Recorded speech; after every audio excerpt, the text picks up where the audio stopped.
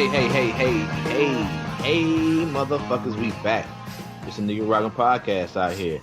I am the KC Stork. I got my homeboy up at Topeka, 30 pieces of AG. This nigga laughing all through the intro. We're gonna keep it in there though. And we got his family, his bro, B, also calling in. I think he had a motherfucking RC racetrack or something. It's all kind of buzzing and shit going on, but it's all good. So, yeah. We back, nigga. We back, dog. It's good to be back, though. Yeah, like I said, man, like, we had a long hiatus. I know, friends and families always hit us up and to tell us that, hey, what's going on? You guys are live. I think that's like the podcast for some of my friends, like, that it's like a indicator of like where I'm at, or if I'm alive, or if I have a pulse or whatnot. So like they constantly, hey man, I ain't seen that podcast. You all right? You good? I'm like, yeah, it's just life getting in the way, man. Well, on my end, I set responsibility for my part in it.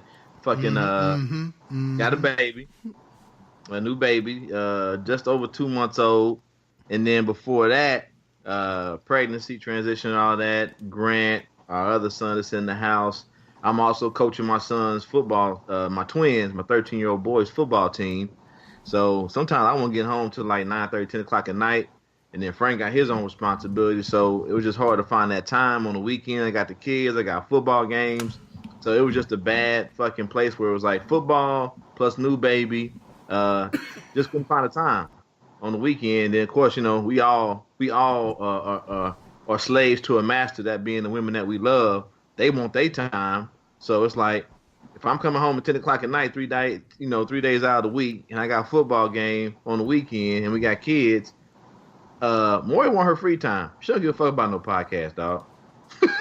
She's like, that shit free. This pussy ain't. So, what you gonna do? It's like, well, you know what I'm saying? But now I think it's gonna get a little better though, because Ellis is starting to get into 3 months. He's starting to get into a nice little schedule where he's sleeping through the night a little bit more now. Like the last week, he's only woken up like once or twice to eat, went back to sleep. So I think me and Frank have been keeping up with that, and I've been telling him that I think it's gonna get a little bit better as far as our podcasting. That's on my end. This nigga Frank, what about you, dog? Them days when we had plans and you didn't hit me back. You fell asleep. Oh no, I fell asleep. Like I've been on my own schedule. Like so since the last time we recorded, I mean, like I said, we were going away for training. Then you going away for training. Then your girl going away for training, and then the baby stuff, and then the incident that we had. I wouldn't call it an incident. The situation that we had, with the miscarriage and all that. That's kind of been one of the things on the forefront. But then in the meantime, my little one, Logan, he just, he's been growing too, you know what I mean? And it's not like that I'm trying to, I've never wanted to stop his development or to stall it or whatever, but it was kind of, we let him dictate how he wanted to develop. And right around that same time, we were starting to transition to, to potty training and all that stuff. And so, that takes up a lot of our time because, you don't want, the one thing you don't want to do is you don't want to start and then, just, focus on it for a couple of days and then, just kind of, yank it off for him or whatever. So you had that kind of going. You had the summer going. We had a lot of stuff that we did. I went to go visit my family. Went to go visit my friends. We did little things here locally, travel here regionally with Logan, just, sightsee shit. And then, at the same time, my wife, she was transitioning to the nurse practitioner role, which that right there, I had to kind of work around her schedule, even though it's favorable as far as like recording time. It's just life, man. Me and you always stayed in contact. We texted back and called each other.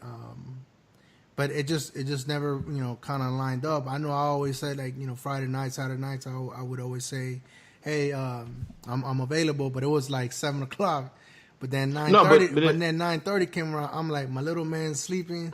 He has. But even with that though, my I mean, cut you off. Even with that though, because like last year with the twins football team, we was having like these fucking like 9 o'clock, 10 o'clock games in the morning, right?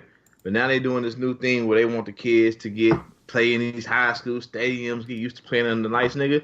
We done had like 5-6 games, dog. It's like 6-7 o'clock at night, nigga. I'm like, what the fuck, dog? Whatever happened to get these little motherfuckers on the field at 8-9 in the morning so we can get on with our fucking day? You know what I'm saying, fam? So like, I mean, I love it. You know what I'm saying? Because that's something I never got to experience playing little league football and shit. And the kids love it. You know, you playing in a high school stadium.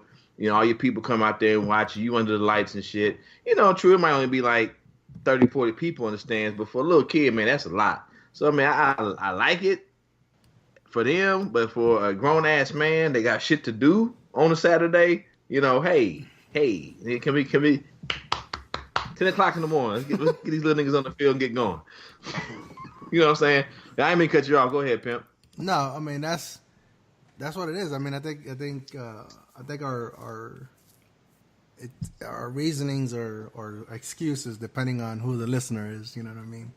It's just, to us, we could validate it all day, you know what I mean? But I just want go ahead. And then, we also had issues with Sound Siphon. We're going to put you on blast, bro, because the software didn't work, and then the tech support was horrible, so... Yeah. It doesn't do what it says it's supposed to do. Yeah, and then when I try to reach out to y'all on multiple platforms, y'all still hit me up with hey, put a ticket in on the email. I put the ticket in, but then no response, and I'm like, whatever, man. I gave up. So I started researching other stuff too in the meantime. So they made me break down and have to buy I didn't have to. I also wanted to because military and Mac and Apple and Mac shit just don't go hand in hand, bro. As far as like some of the software, some of the fucking sites you got to log into with your CAC and shit. I had me break down and buy a little cheap ass tablet PC just for that purpose. But I'm also gonna use it for the podcast. But yeah, man. So like, I just want to say, with all that said, so we can move on, get Brian, get B involved in this other shit. Thanks to everybody who like held on, who been like hitting us up every once in a while. What's up with the podcast? Damon, petty ass, always with the nigga. 6 months, first day.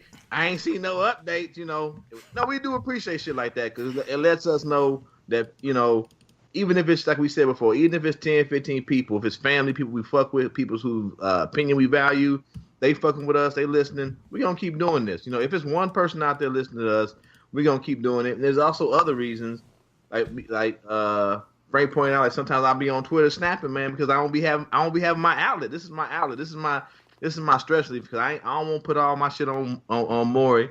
She got her own shit to deal with. We talk about stuff. I ain't about to sit down with my 13-year-old boys and discuss racism and Trump and social fucking economic fucking policies that's gonna affect people that look like me, brown people and shit like that. So this has always been, this was my platform to get on here, express how I feel, get out there in the ether, and if people fuck with it, cool. If not, cool. But this is my therapy, and yeah, I really have missed it. It just feels good to be back on the air. I guess air is the appropriate word. I don't know, but it just feels good to be back. Okay, well, there you go, people. That's our quick recap of the last 6 months, and it could be 6 months before we, you hear again from us again. So, in the meantime, just hang in there with us. We're trying to get this stuff. Just hang in there. You know what I'm saying? Hang in there. But anyway, like I said, one of the things that I guess over the 6 months, and I talked to you about this, and you mentioned it a couple of times, is and we'll get to you, Brian, here in a little bit, because I think you probably have a little bit insight to this too, you being so young and shit. But so one of the things that there was no real direction of like what the show was going to be about.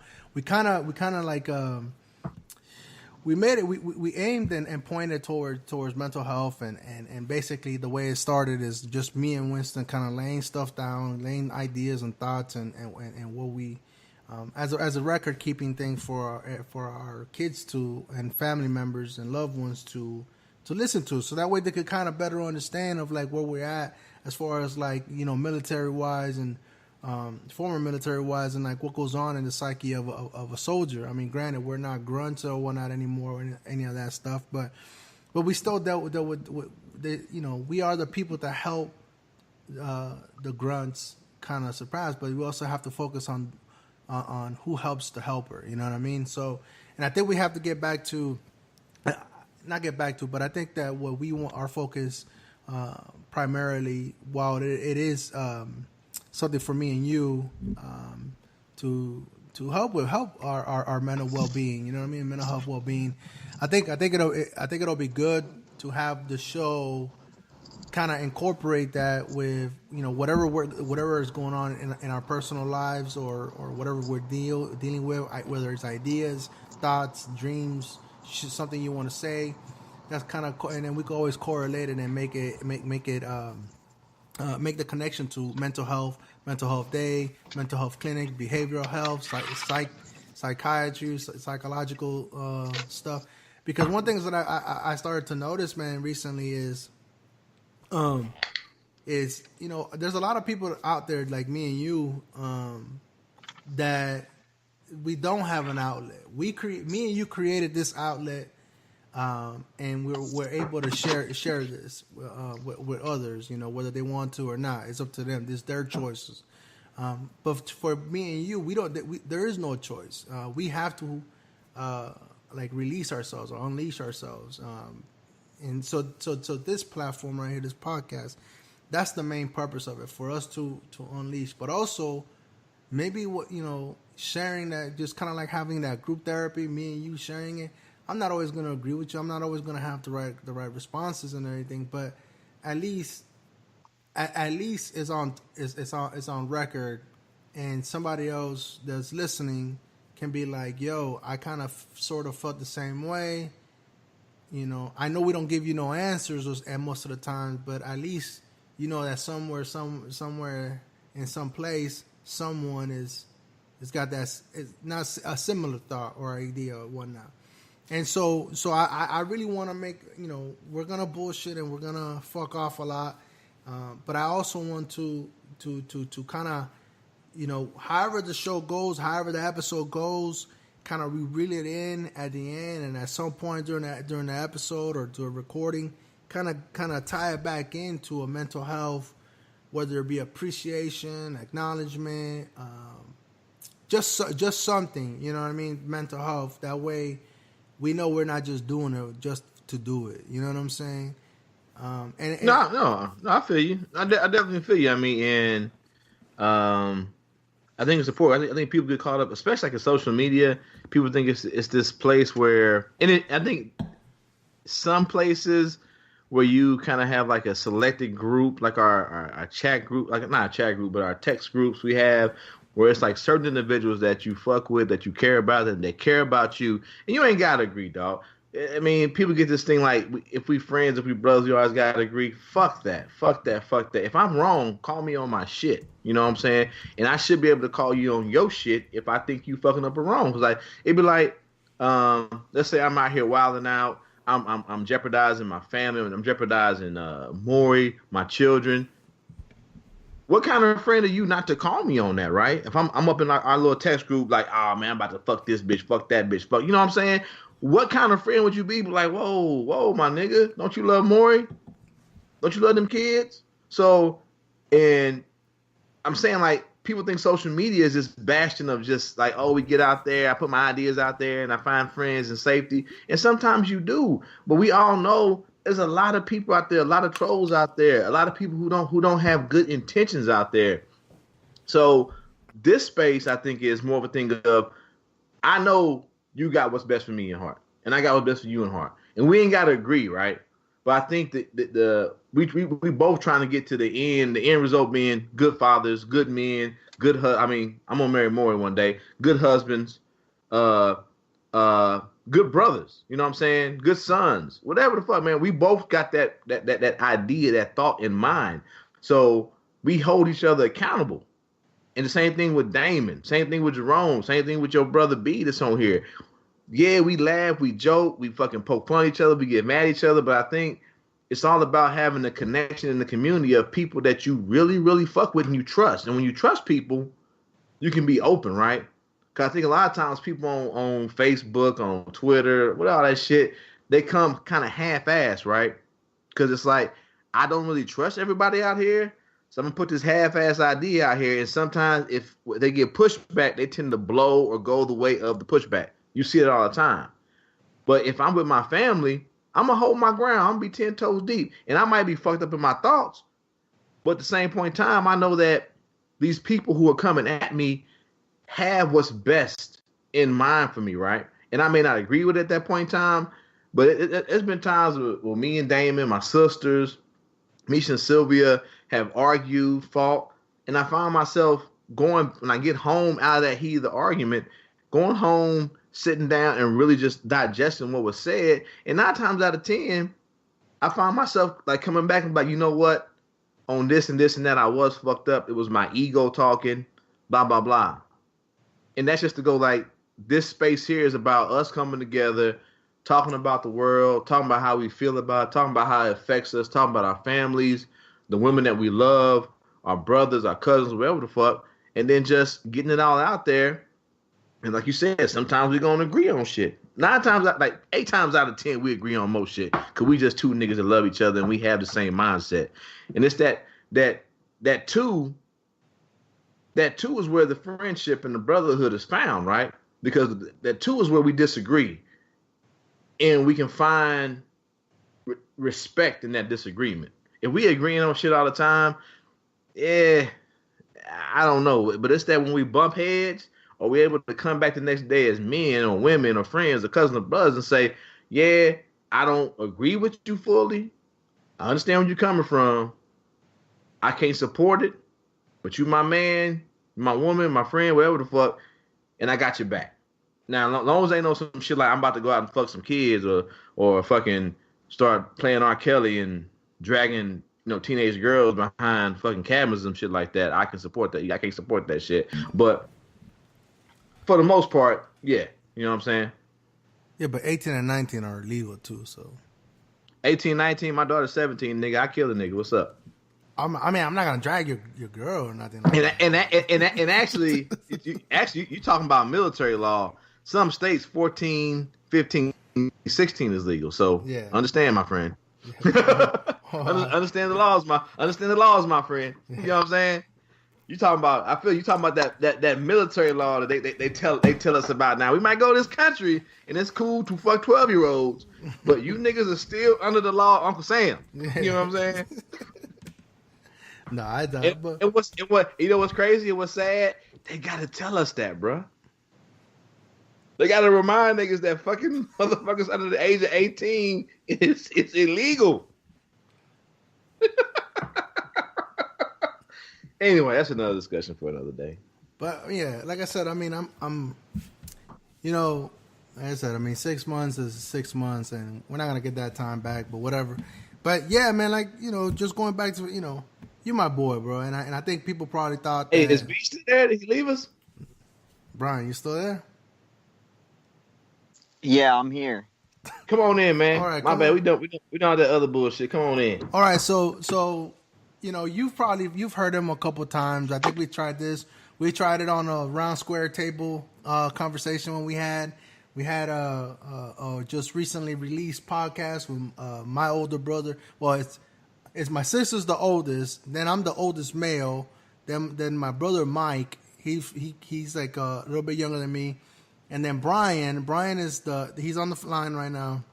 He's on the show. He's our special guest for today, and he is the youngest of all of us. So I'm 34. He's 24, 25. So there's almost a decade in between us. So that right there is gonna give you a wealth of experience and there's a separation of like what I dealt with and what he actually experienced with the same mother, you know what I mean, and same family.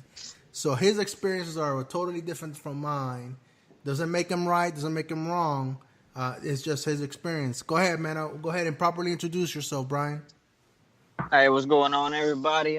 First, I want to give a thanks to 30 Pieces of Silver and what you call yourself, Winston? Casey, Stork, or Winston, either one to do. That's right. I just wanted to thank these guys for putting me on their platform and, like they said, allowing me to get some of these thoughts or some of this stuff off my chest instead of going out and talking to these people in the public, strangers and shit. But yeah, hopefully we get some good topics, and that's all I'm here for, man. Just to try to input some different ideas and just, yeah, man, I'm here for. I kind of see what you guys were talking about as far as it being therapeutic. I kind of always wanted to do my own podcast, but like I said, I appreciate you guys letting me get on this, get my feet wet, and see what it's all about. Well, shit, I appreciate you coming back, man. Give us some of your time, dog, because I get tired talking to this motherfucker sometimes. I do want to say I do miss you guys in the fantasy league. This is one of the years where I'm not in first place. I kind of started 0-3, but back on a 2-game winning streak. Just wanted to say we miss you guys. It was twofold for me. Like, I couldn't really fuck with it because, well, for the most part, I couldn't fuck with it because I know I had a kid on the way. All right. Hold on.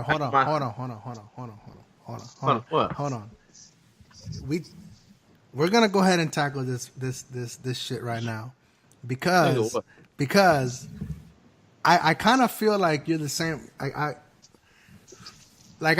know my brother. He wants to talk about NFL, and I gotta give him the opportunity to talk about NFL. But just kind of like with you, at least for me, I'm for the record, I'm not necessarily protesting. I'm not gonna fuck around and hide. I'm not protesting the NFL for the protest.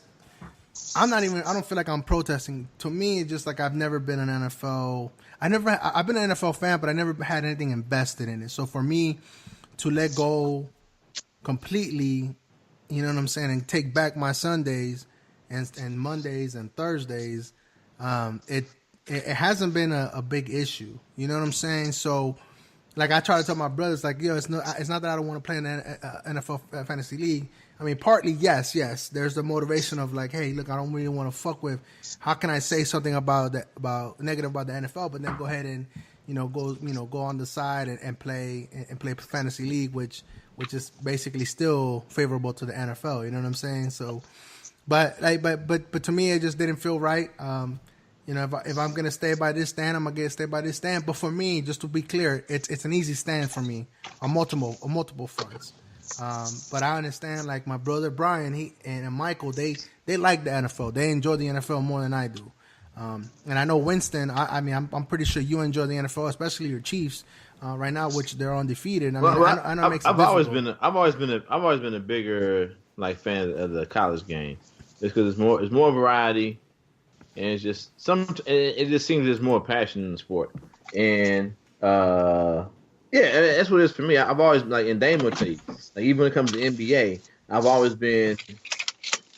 loved college basketball more than I did the NBA. So that's what it is for me. And true, I played football, high school, college. So I love the game. And I think when we find ourselves, where we're at is the NFL game for the most part, it's not as good. So I think a lot of people, it's convenient or easier for them to tap out of it because it's just not as good across the board. And what you find yourself having is a couple of teams that are pretty decent right now, and there's a bunch of other crap teams you find yourself watching. And then for me, I just don't find when I was in Raleigh, and maybe because I was in Raleigh, and what shit to do, I had the motherfucking NFL package. I'm sitting there watching motherfucking the eight games one at a time on my TV screen and shit, And it's just for me, it's not so much a protest. I'm just not making time for professional football. So yeah. I'm not really protesting, to be, I do miss the shit talking and the fucking camaraderie and the brotherhood in our little chat group when we talk about the fucking fantasy football. I do miss that shit, but outside of that, I think that the NFL game, man, is this nigga tapping the keg? Hey Brian, dog, what are you doing, dog? You fucking. My bad. I'm still new to this. Like I said, I gotta keep in mind and mute my end. Yeah. I ain't got the professional mic like you got. No, you good. Yeah, but you can still put it on mute, bro. Regardless, even if you're moving around, though, you could just put it on mute, man. But like a lot of people have pointed out that it's easier. Damn, we freezing up. No, I'm good. I can still We see. froze. You froze up for a second. It's easier. It's easier for people to protest. No, stop, nigga. I see you twitching. It's easier to protest when the game isn't that good, especially for a lot of men.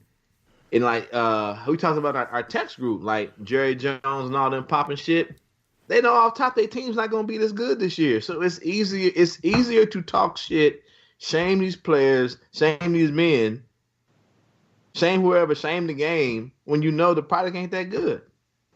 Yeah, I mean that's and I'm not saying you, before even the season started, you had stated that hold on. I guess. Yes, I don't know. Oh, there you go. Yeah. Before the season even started, you already said that you didn't think you was gonna fuck with it. So, but I know there's a lot of men out there who I talk to, outside of us, outside our chat groups and shit, who were gonna fuck with NFL, but now that the NFL ain't that good, kind of like, man, Tank said, called them sons of bitches, I ain't gonna fuck with it. I'm like, but nigga, you was watching preseason games, nigga. What are you talking about? Turn it the other way around, Brian. Turn your camera the other way around. So I don't know, bro. No, I don't know. Oh, this panty drawer. It's the panty drawer, nigga. Hey, nigga, throw that water bottle away, nigga. It's empty. Oh, he had water bottles on. But anyway, no, but like just so we could be clear, man, out there, and I think it is important, man, out there, because I know a lot of people are fronting. They're like, yeah, man, I'm protesting, but be real though, like be real, I mean, I'm not. It was easy for me. Now I'm not gonna protest the college football.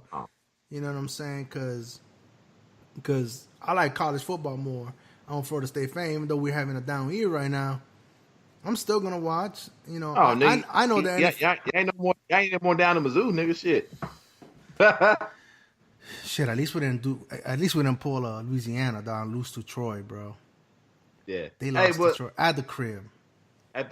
Hey, but it's like then like you get like niggas out here, man, on that y'all some coons, y'all this and that. But I'm like, hold on, dog. We coons, nigga. But so you was cool with motherfuckers raping women, beating women, assaulting kids, hitting motherfuckers, drunk driving, and getting excused for that shit. You was okay with NFL owners doing dope, getting caught with pills. But now I'm a coon, nigga, because I'm watching my team play. Even though when all that shit was going on, I put my voice like, hey man, these motherfuckers hitting bitches over the head. Hitting women over the head. This and that, and I'm like, but y'all cool with that though? Y'all cool with that? But I'm a coon, huh? I said, okay, my nigga, whatever.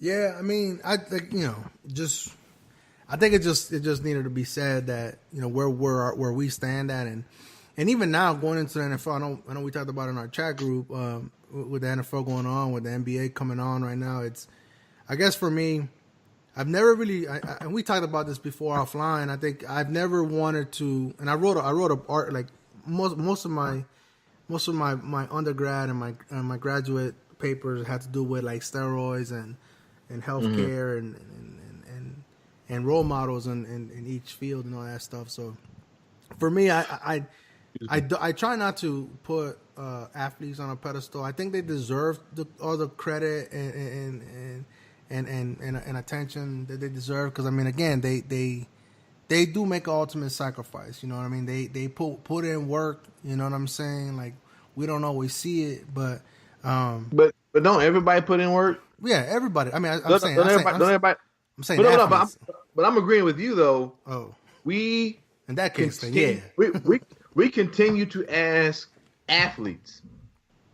Right. Who we also shame for making so much money for playing the game. So they can't win for losing, nigga.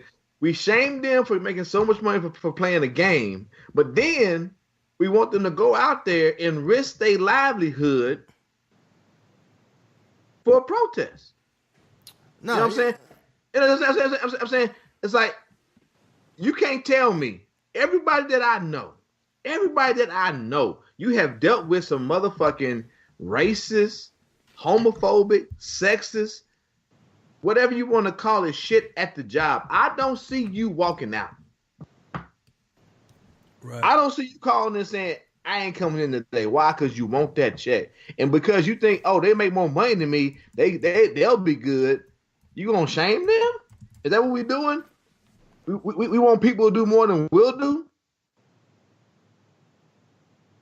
I mean, you got people that want them. You got people who still watching NFL games who want these players to protest. But it's like, nigga, you won't even protest the NFL game. You still watching, but you want them to protest? Yeah, I mean, for me, it's always. I just have a hard time putting them on a pedestal, man, because just kind of like the most recent one was been, like, you know, with Lance Armstrong and with Joe Paterno. Like, they're at the end of the day, they're humans are gonna make mistakes, but Lance Armstrong, what he say? No, you know, like when he won like what 10 fucking Tour de France and Oh, and yeah, he was yeah, doping yeah. and Okay. shit. My So bad, like, my bad, yeah. but I'm just saying, like, you know, Oh, come on, man. You put Lance Armstrong in there with motherfucking Lou Holtz. You say Lou Holtz? No, Joe Paterno. Oh, Like, you know, in other words, like, you know, they're put on this. but nigga, this, come on, this dog. shrine. A nigga cheating to win the Tour de France is not the same as a nigga who knew his best friend was raping. I'm saying on the stature of them, like how people hold, like the standards that they put them on and create, and this mystical fucking shrine that they build around them and all that stuff. I hate it make them more than human. Yeah, it's just like Bobby Bowden. Like, I mean, as much as I love that man or whatever, but I don't know that man.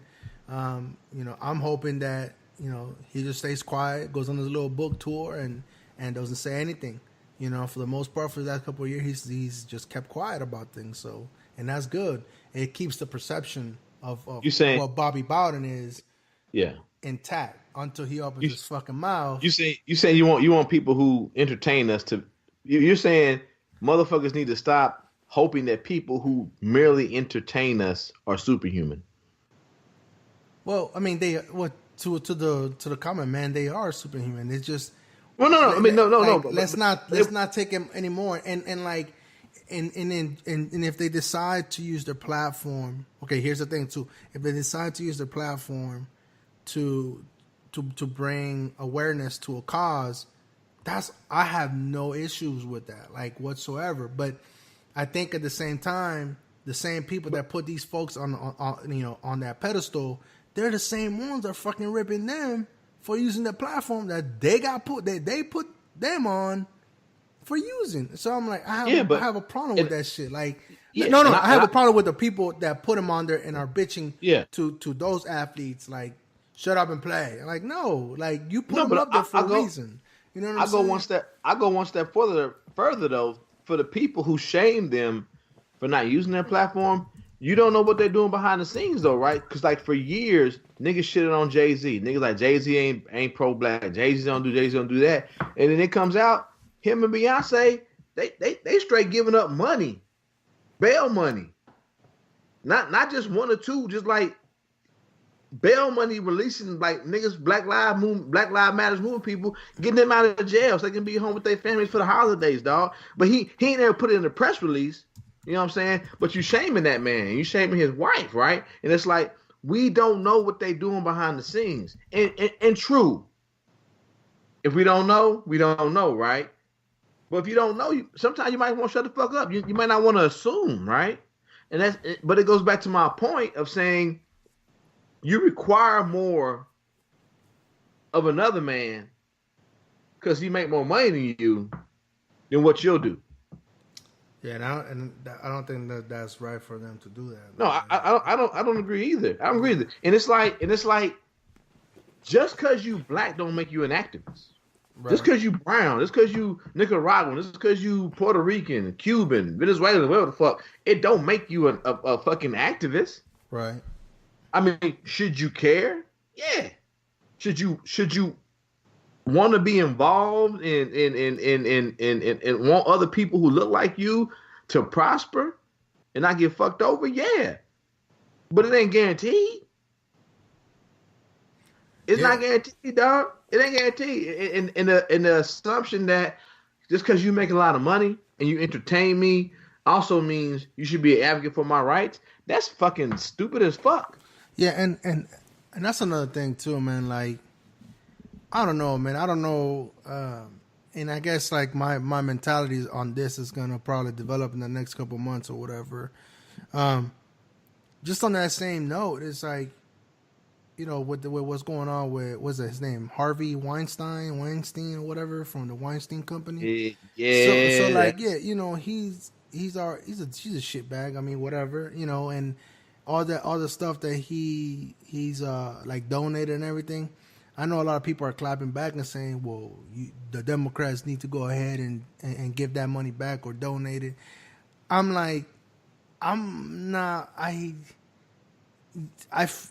cringe. You always hear me say 1 + 1 = cat shit. Yeah, I cringe at that shit because it's like, on the surface, I understand what that's about. You know what I'm saying? Like them telling, hey, you shouldn't keep that money, because if you keep that money, you basically kind of you're what's the fucking term? You are basically it's kind of the same. Like, the rules of Twitter. It's the rules of Twitter. Is a retweet you're endorsing of, or not endorsement of, or am I just saying, hey everybody, here's some bullshit? But like, it's so like for me, I feel like that money that's donated, that money needs to stay wherever it was donated at. Like, we don't need to go ahead and take that money and now move it to sexual abuse, harassment people.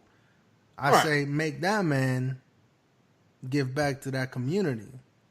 Make that man have him shit out more money for that cause. You know what I'm saying? Yeah, but as part of his rehabilitation, if that's what he's going to do. But people get so involved in I don't know how to put that, but they sidestep and we get away from. He's upside down. It's Batman. It's Batman. They sidestep and they get away from the environment and the atmosphere that allows these rich, and 9 times out of 10, rich white men get away with this shit. What about that? Nobody addressing that, right? Nobody addressing that entire culture of what is this culture? What is this environment? It ain't just him, because Terry Crews came out and said another motherfucker grabbed his dick, grabbed his nuts. You know what I'm saying? So what is this? And that's a big ass nigga, dog. I told you about time I tweeted something about him being, I ain't say a coon, but tap dancing for any job. And that nigga can't reply, nigga. At the live, wherever his fucking handle is, reply to me, nigga. I was scared. That's a big nigga. And he got enough money to come to my house and be like, what you say, nigga? You know what I'm saying? So if this big nigga didn't speak up when it happened, because the money, the influence, the cost of your fucking your job, your career, why are we not looking at it, addressing this atmosphere that allows that to happen? It's like what we saw in the military, right? What we see in the military. And the military has gotten a little bit better of addressing that good old boy network, this good old boys club that allows this fucking sexual harassment, these assaults, these rapes to occur, and everybody remains silent. So, but we ain't looking at that. We rather shame the Democrats or shame the Republicans for whatever the fuck, right? Because like I heard that shit. Like somebody said, well, what will the Democrats do about this, blah, blah, blah? And they said, well, we won't make him a president because we got a president that's talking about grabbing motherfuckers in the pussy. So now it becomes a ha joke. There's a tip for that, tip for this. And what gets lost is men and women who remain silent because of that power. And nobody want to address that because don't nobody want to bump the power. Don't nobody want to bump the power of the money. You know what I'm saying? They just want to shame motherfuckers. And they especially want to shame Obama and, well, my bad, the GOAT Obama and Hillary Clinton. They definitely want to shame them. That's going to be off top forever. But don't nobody want to address the environment that allows this shit to continue and occur. Because if you think this motherfucker is the first motherfucker, the last motherfucker, ha, nigga. You know what I'm saying? Yeah. Look at the dude that's the dude that's running in Alabama. I can't think of his name right now. Like, I don't know his name. He's a piece of shit. Yeah, it was Randolph Terrence from Three Guys On. Shout out Three Guys On and Andy Klein. I'm gonna come see y'all. They're my ninjas. I'm gonna come see y'all. But anyway, yeah, they were talking about like the Alabama candidate, the Republican candidate out there. Like this dude's like on a stage talking about saying that he's not against Second Amendment, and then he's like pulls out like a little gun, and I don't know if it was loaded or not, and the crowd went crazy. I think simple-minded folks, man. I hate to put it that way, but they all pussies though, bro. They all pussies though. Yeah, like you know what I mean, like that right there. That's not appropriate, bro. Like that's not. It's not appropriate, that's not a candidate, man. Like if anything that's coming out of Trump, all of this shit is coming out. You know what? Trump. And I shouldn't say pussies.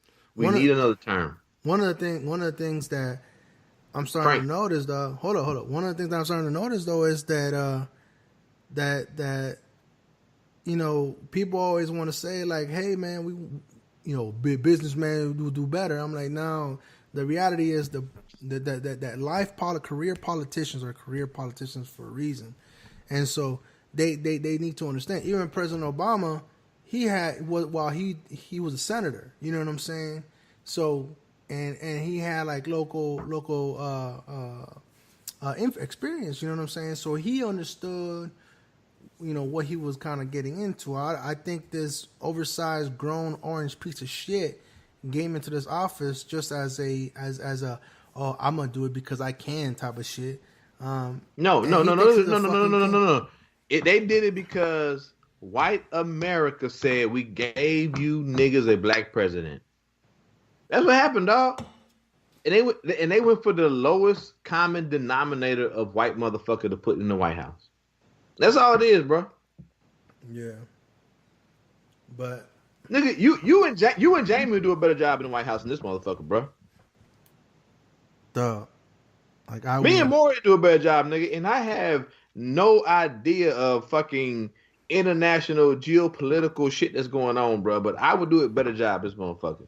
He cared about him, and that's it. And himself only, bro. And then now he's talking about pulling the aid from Puerto Rico, which is that goes to show you, bro, that if that goes to show you that U.S.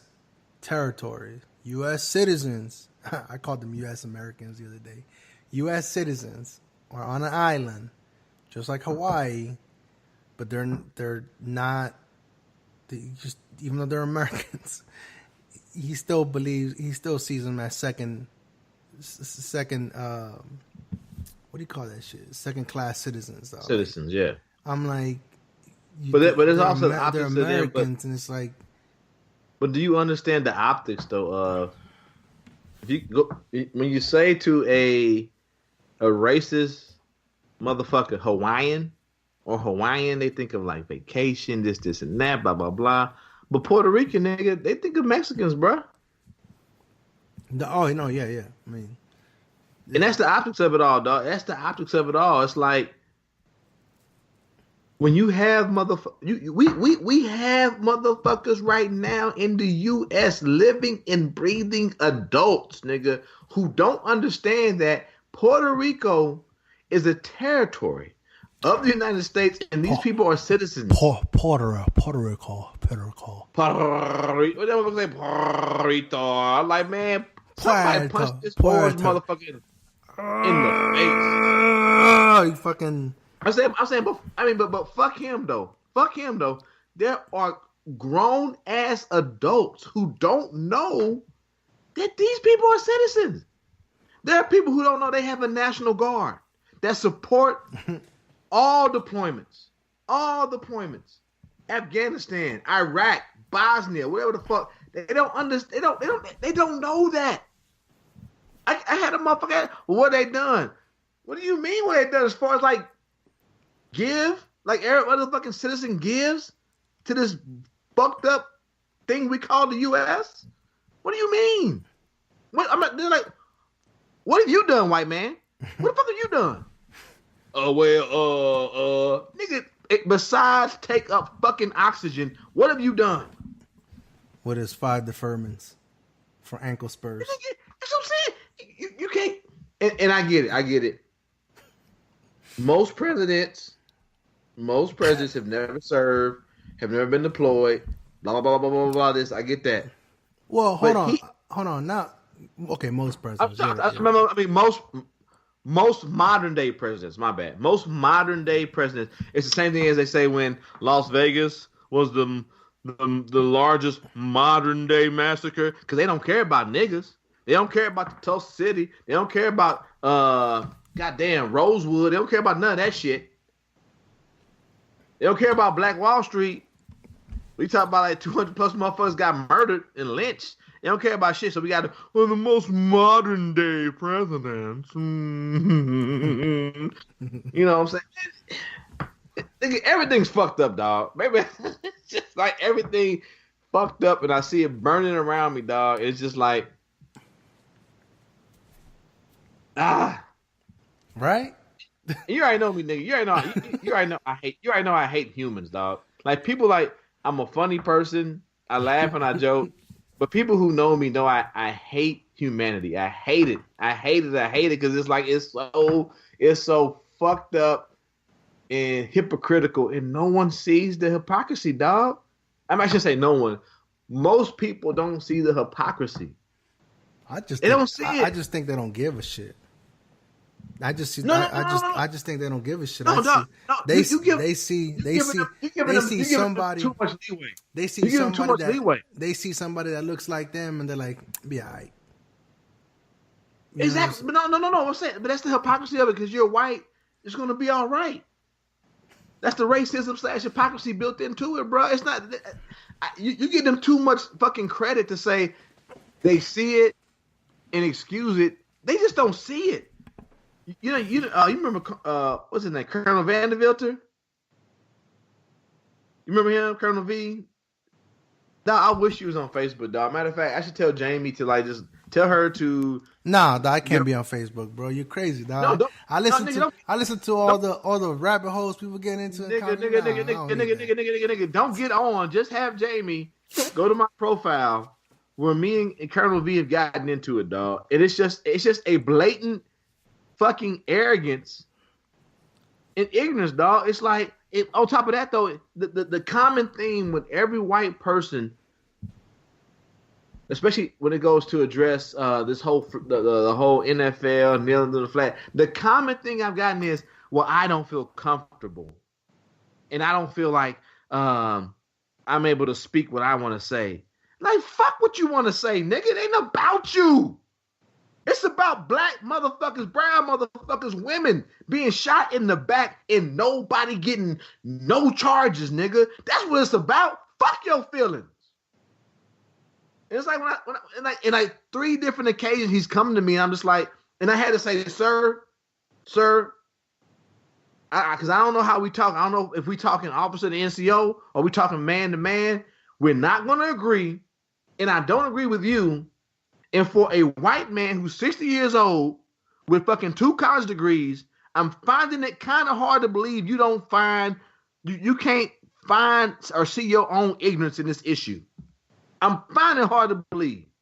You want to make yourself and your white ass rich friends feel comfortable with this bullshit. That's what you want. And you want niggas to bow down and do a dance and a jig so you can feel comfortable with that shit. That's all it is, man. Fuck everything else, dog. And fuck everybody, and fuck Tang, fuck Trump, fuck Mike Pence. Just fuck them, nigga. Yeah, fuck them all, bro. Everybody needs to be held accountable for this shit, man. Like in the Republican Party, I was talking about in the last episode. Don't look to the Democrats. Don't look to the primaries. Don't look to the local elections. I mean, yeah, pay attention to the local elections. Go out there and vote. Y'all better get out there for that midterm. Oh, I've already registered, bro. I already registered. I made sure. I went to the driver's license place. I said, like, I don't care about anything else.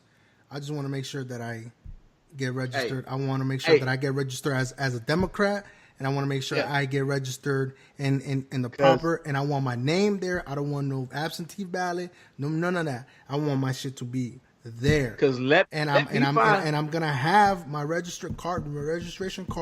I'm gonna show that up, and I'm gonna take my quote unquote real ID that I just got issued apparently, and then my real ID says veteran too, so I'm gonna be out there. Frank, let me find a motherfucker that been calling niggas coons about this NFL shit, and let me find out your ass didn't go out for the midterms and vote. Yeah. Okay, nigga.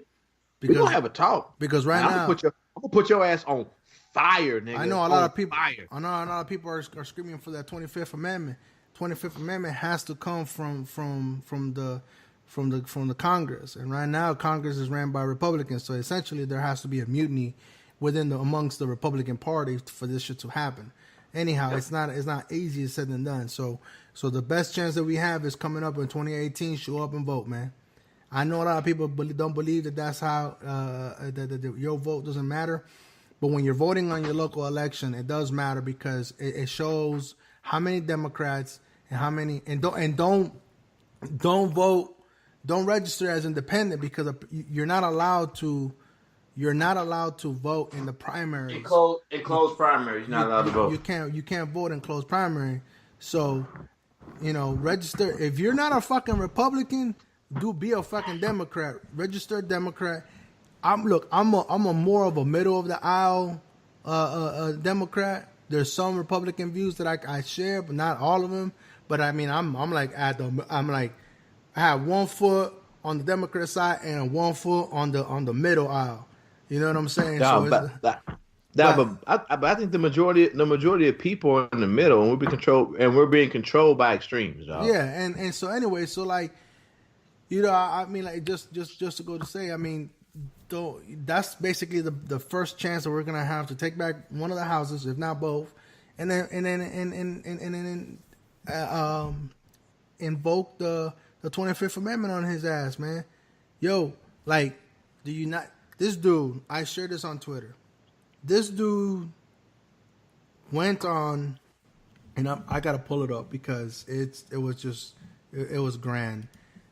So 45 went on and talking to truckers and telling them that he was gonna do away with. He's talking about the estate tax, nigga. Death tax to be as he put it to be the death tax and then the estate tax.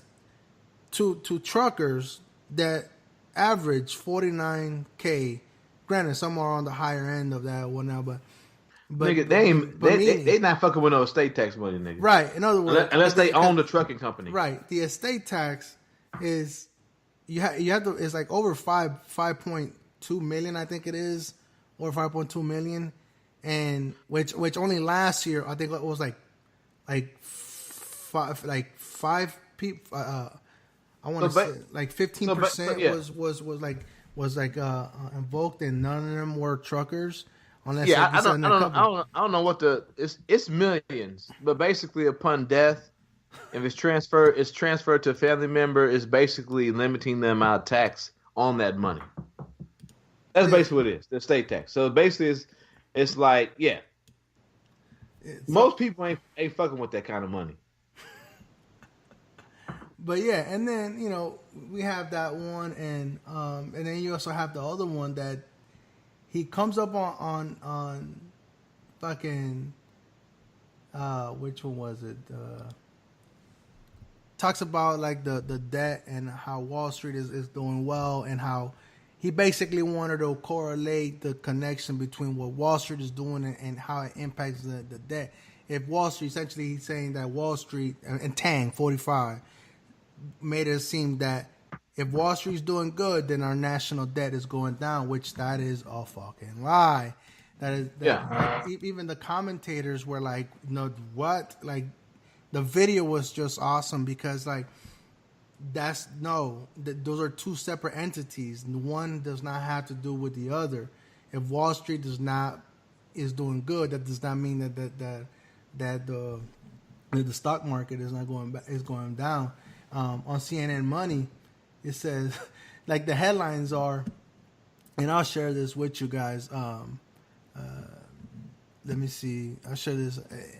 And to me, this is like, it was just one of those things that I was like, no way, this is not happening, you know.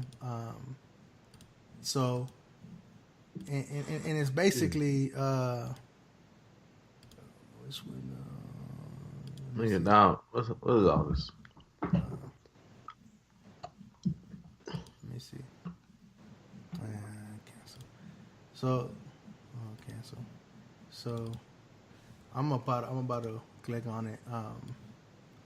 So, and you'll see it. I don't know if I could send it to you here or not, but yeah. But CNN is like, he tried to make the correlation on that, and it's like, no, man, like no, Mr. President, the stock market, how well it's doing, and people know it. But people are like ignoring this shit, man. Like, and I can't deal with this shit no more, bro. It's like ridiculous.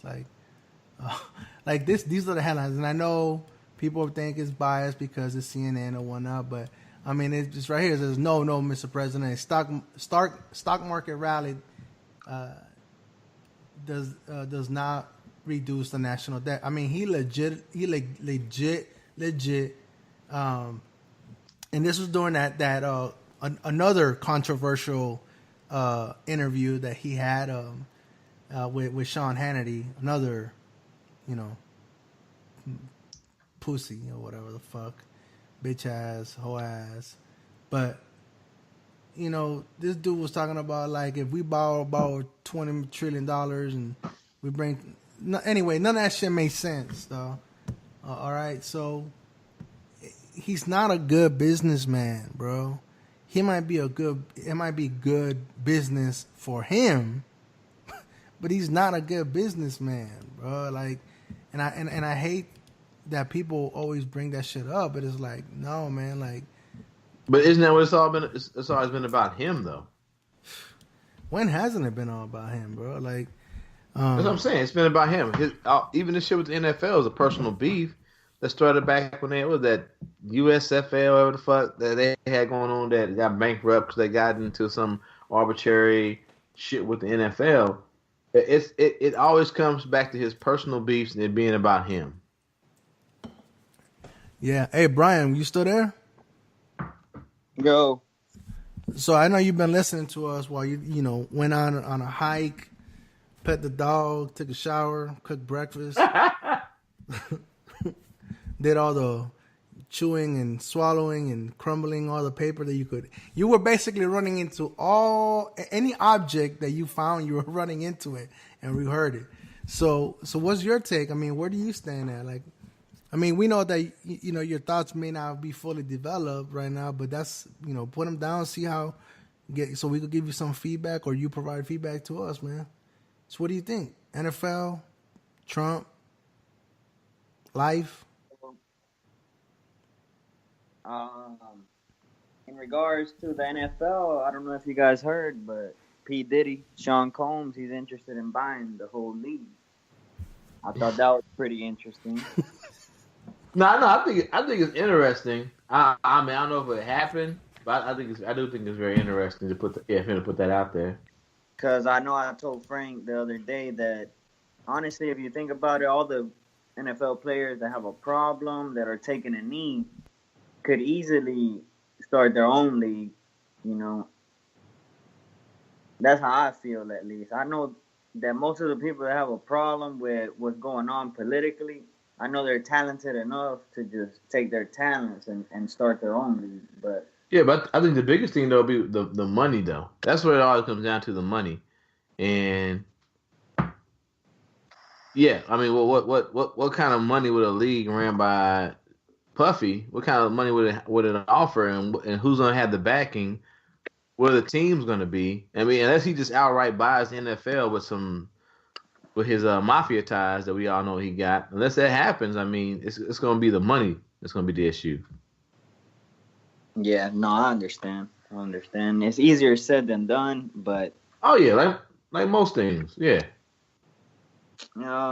Like I said, I've kind of been tuned out on the Trump thing. I think it's kind of like ridiculous, like a soap opera. I can't believe it's real. I feel like Isaiah Thomas, like where can't even believe he got traded. I cannot believe him waking up and seeing these things on the news. Like,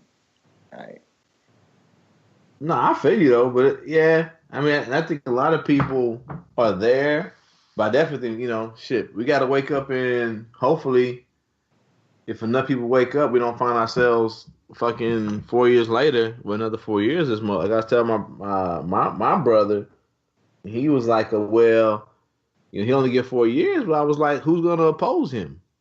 I mean, the Democrat Party is in a disarray right now because all they worried about is our candidate's not Trump, but that's not enough to get a motherfucker elected. gotcha. Yeah. I'm not sure about all that, man. That's you guys' lanes. I really don't keep up. I don't know who represents what party. Is kind of sad, but Nah, that's all right. So what's your lane? Let's talk about something that's your lane. the what? I said let's talk about something that's in your lane, because Well, Frank on the phone. I was reading some news. I don't know. I know the BET Awards was a couple of days ago, and I didn't watch it, but I was hearing some reviews and stuff. A lot of people were talking about how Eminem like fired or responded to what's been going on with the president. Yeah.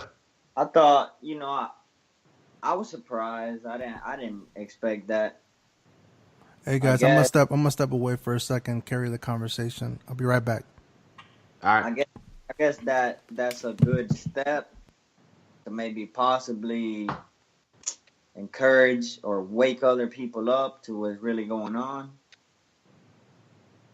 But I was kind of disappointed that it wasn't another artist. Like, I would like to see someone that's not white step up to the plate. But YG put that song out called "Fuck Trump," and I'm glad you brought that up. But those two tracks, YG "Fuck Donald Trump" and then this cipher that we saw from Eminem, they're completely different worlds in regards to the lyricism. I believe, even though I like YG's stand on that, I didn't like his delivery, his approach compared to how Eminem delivered it. And whereas YG, I felt like only people from really that California, I can't vibe to that. right? I really didn't. If that song was playing on the radio, that's about the only time I would listen to it. I wasn't necessarily going out there searching for it. A lot of people are searching for this Eminem stuff. People that don't even watch or listen to hip hop, they come across. That's how impacting it was. But you think because first because Eminem, he's a white rapper, so he always gonna get that pull. But that's also, what I kind of said. It kind of sucks that it was him, but I'm glad it was done. I felt like maybe I'm wondering where, like, the big dogs in the rap game, where they at? Like, Drake. Drake ain't never been political. That motherfucker about crying and being sad and fucking dirty macking and shit.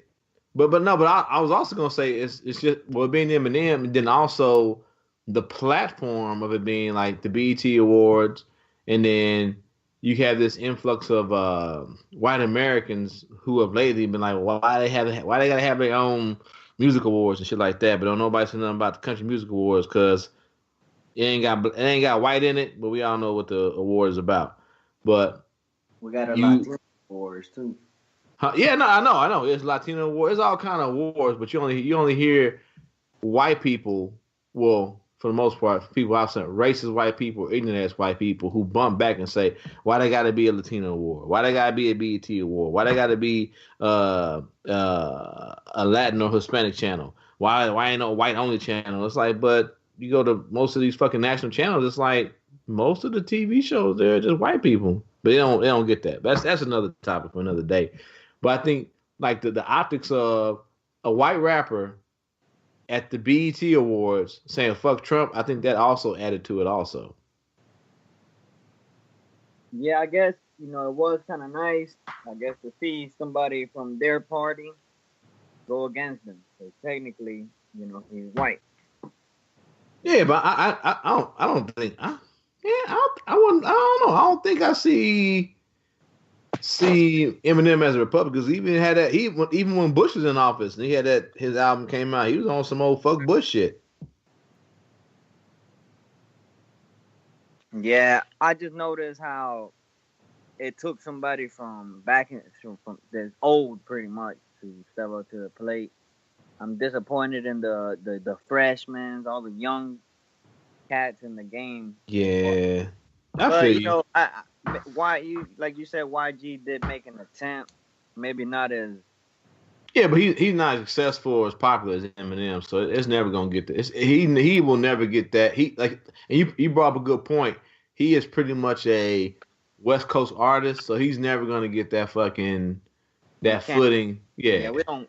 It had that even that song had a like a California theme. It's kind of was yeah, yeah. for that region, just for that region. I don't ride around in Hey, low riders with. hey, I'm just like you.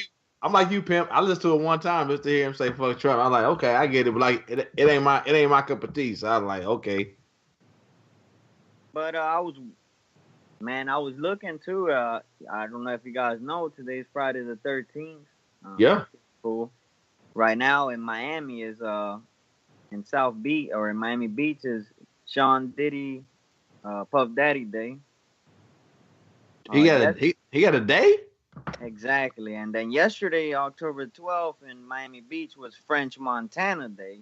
That was the first time it's done this year. And January 20th is DJ Khaled Day over there in South Beach. So Nice. I didn't know all that. I just found out trying to see what's going on today and yesterday.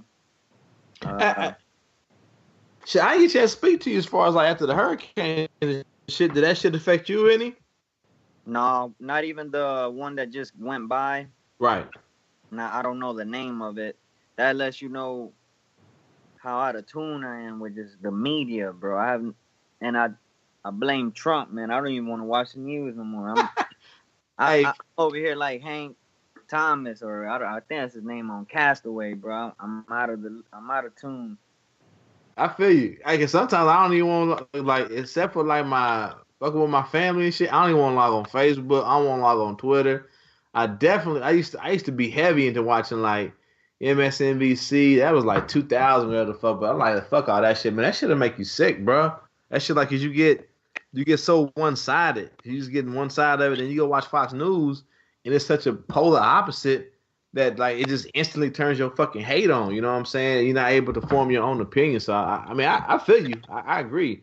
You definitely gotta like get away from that shit. But I mean, but you want to be in the know though. 'Cause I don't want you to Yeah, get fucked up when a motherfucking hurricane coming. You like, I ain't even know it was coming, my man. yeah. Now, we always keep water on deck, so I wasn't worried Yeah. about that. I was born in Miami, Florida, so hurricanes that's just like a rainy day. It's It's like normal for me. it's like tornadoes in Kansas. Yeah. But nah, But yeah. But go ahead. now, I mean, little more stuff was going on.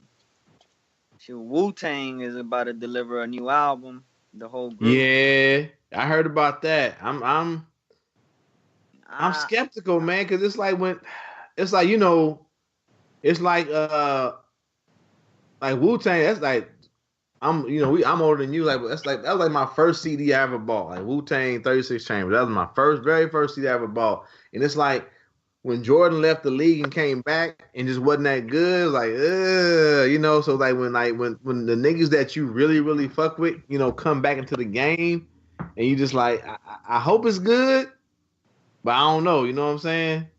yeah, no, I understand, and at the same time, I have no expectations because, like you said, I was too young when they were out. Yeah. I'm actually still exploring the discography. You know, I'm still going through them. There's songs that I haven't even heard yet. Where you at? Shit, I had just done the first album, Yep.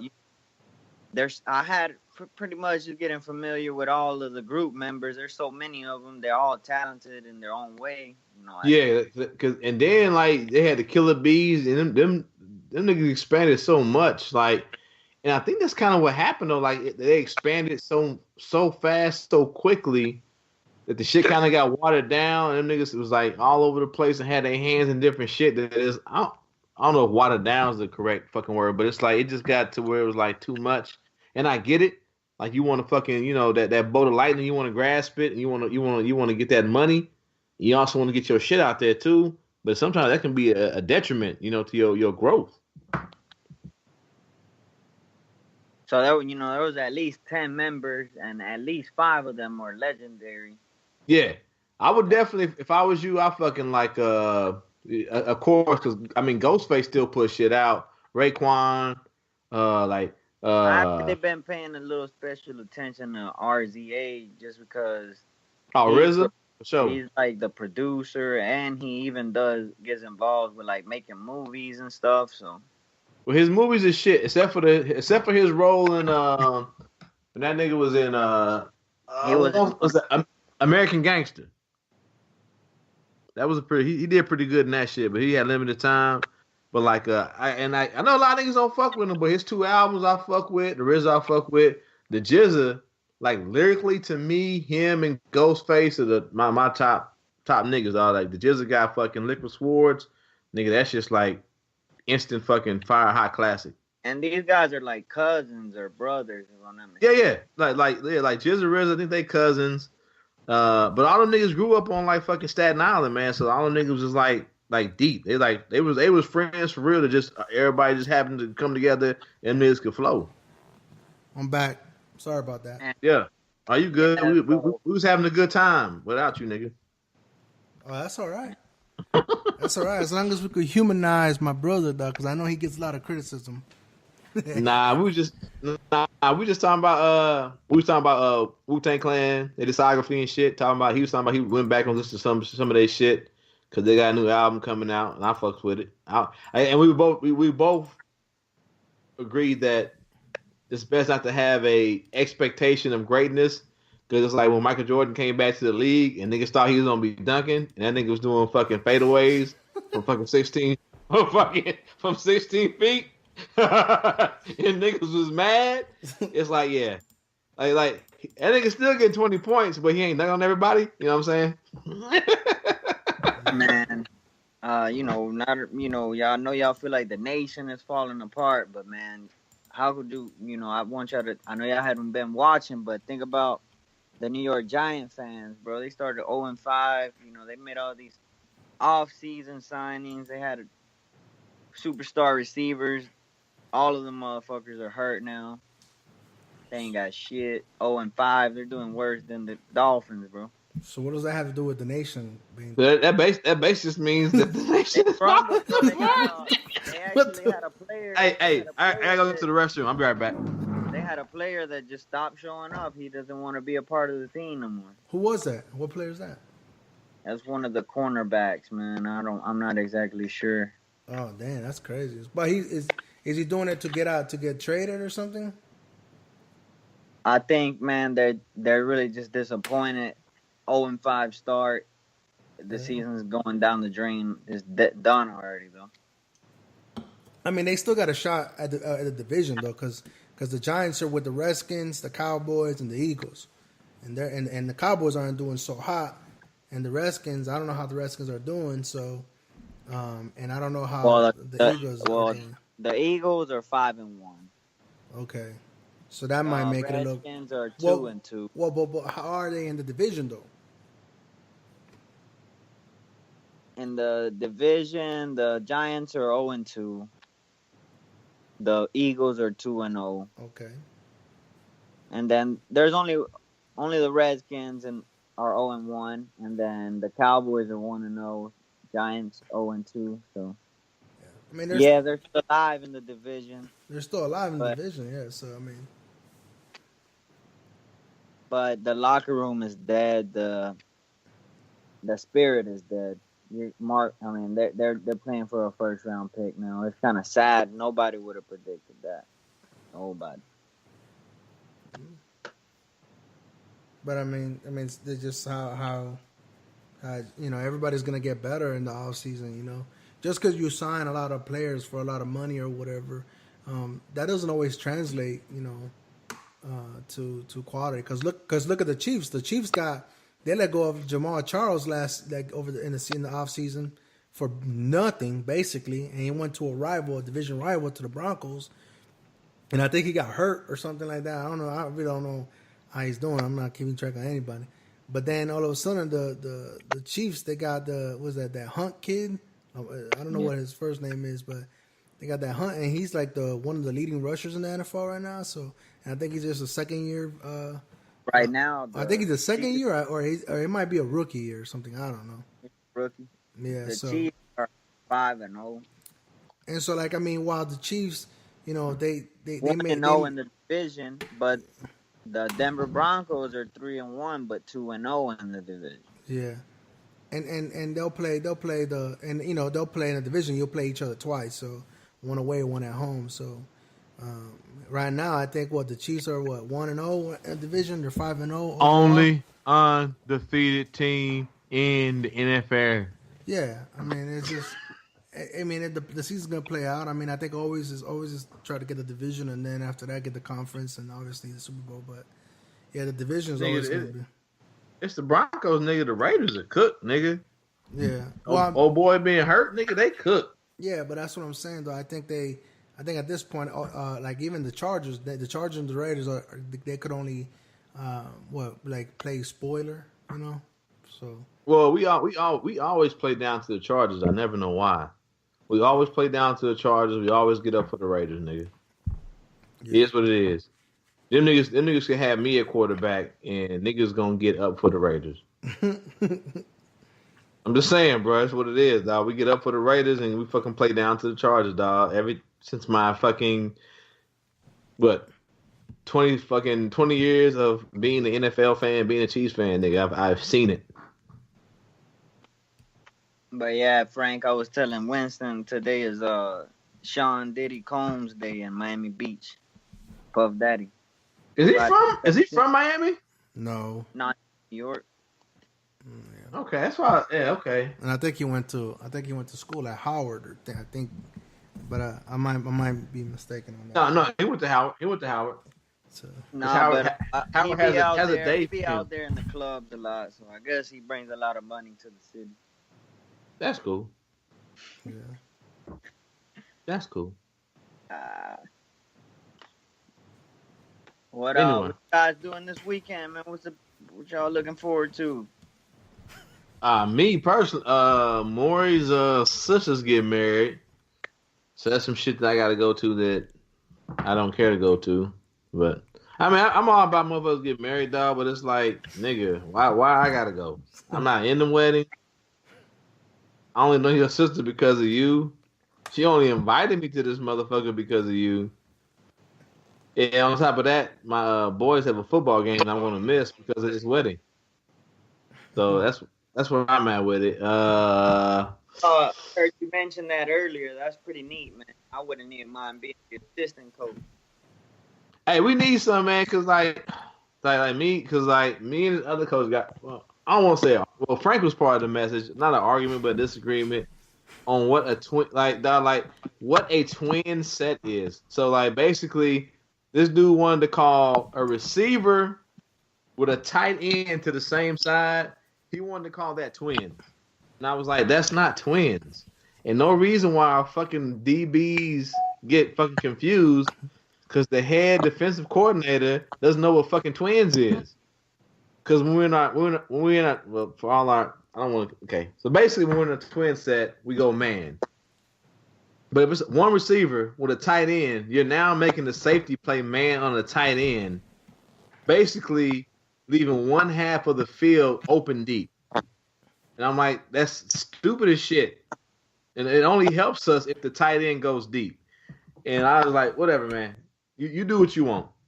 All I know is when you're not here and I'm in charge of the defense, don't nobody score.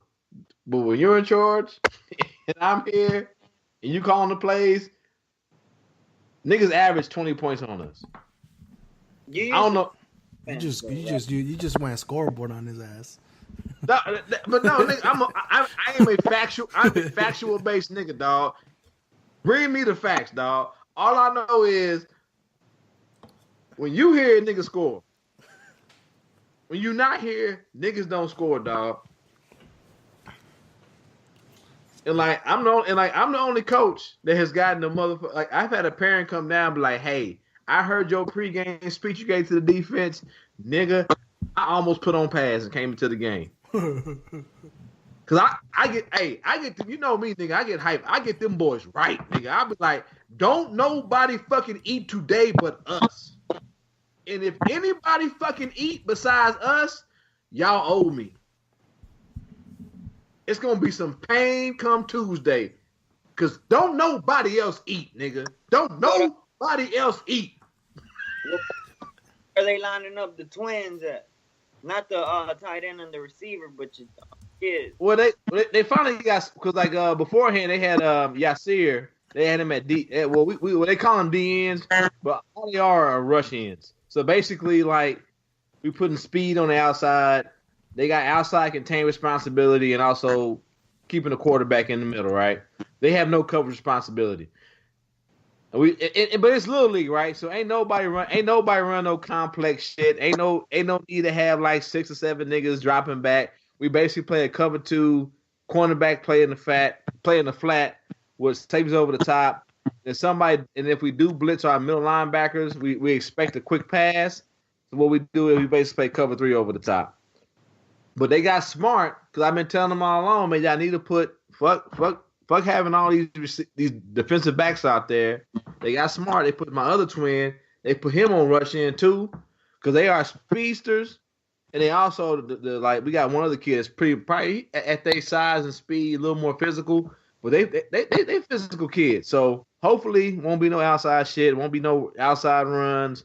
Our cornerbacks their coverage is good. They give up the outside. They give up the outside like motherfucking girls on prime night, dog. They just let motherfuckers just run to the sidelines free. Yeah. Do the kids, do they get upset? Do you notice the little kids, do they want to be the star player, or they playing that role?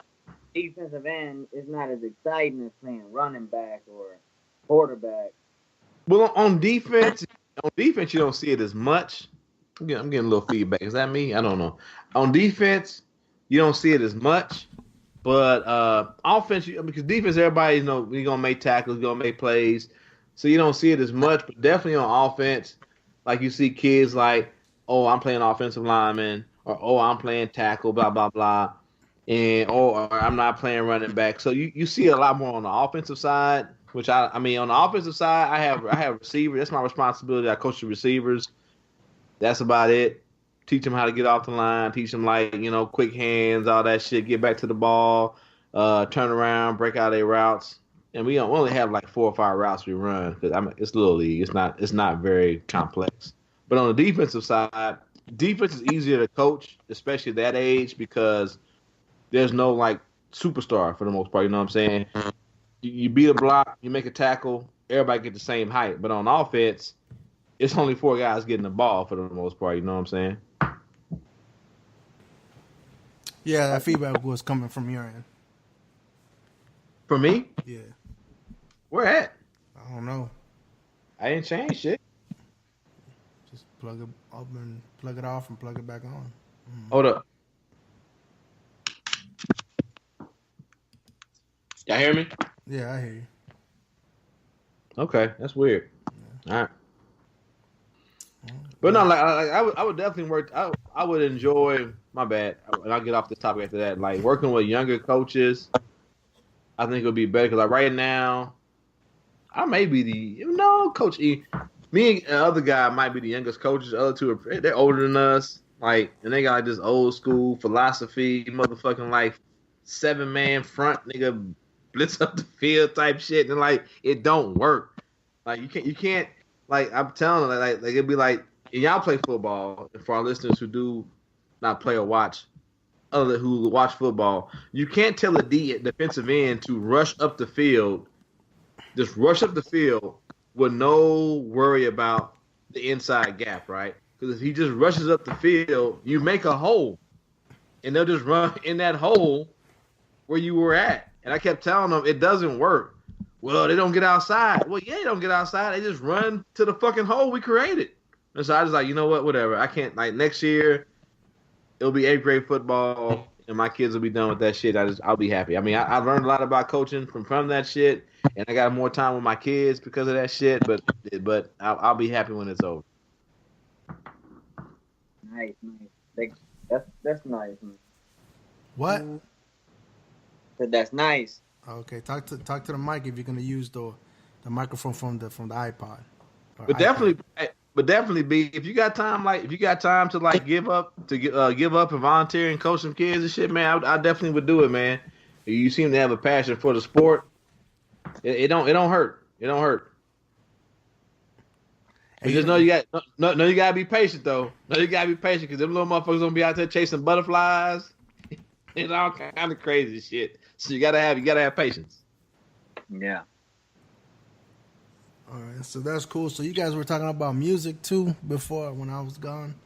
So you're listening to you trying to listen back to that Wu-Tang and trying to see what kind of compare what they old stuff sounded like to what they're about to release. So it sounds like that's pretty cool.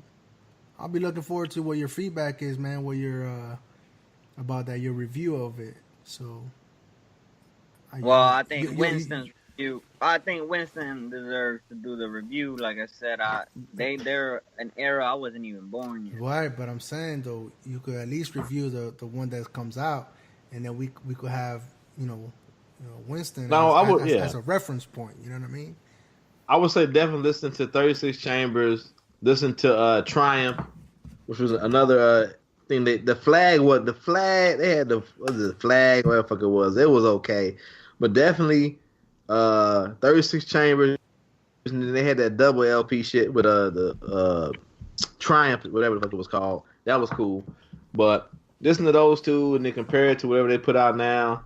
But I agree with Brian though. I like what he said as far as like not really having no expectation because it's like niggas is old, dog. I mean that's what niggas is old. It ain't gonna. It just ain't gonna sound. It's not gonna match up to what you're. Even if you try to ignore it or try to hate it or try to get away from trap rap, mumble rap, whatever the fuck, your ears have heard it, dog, and it's not gonna sound the same. The beats ain't gonna sound the same. It's not gonna be the same. As much as I respect and love the motherfucking RZA, dog, I mean, it ain't gonna be the same, bro. Why? I hope they're the same. What you say? I said I hope they're the same. I wouldn't want them to change with the times. You will kind of have to though if you wanna. Well, you don't have to, but I guess. I meant like I hope. I know for a fact they're not gonna come in with no trap beat or right. Right off the bat, I know that ain't. Because RZA saying that made me think about it. You make a good point because your statement. Cause like RZA, like niggas be on that Kanye West shit. The RZA been on them soul samples since motherfucking 94, 95. So like yeah, if he come with some shit like that, I'ma fuck with dog. Cause I love that shit when like a nigga put that shit on and you got to go back and try to find the motherfucking sample he pulled that from, and there be some motherfucking loop he pulled from some 1960. Soul track from the motherfucking Temptations, some shit like that. You're like, God damn, that nigga flipped it like that?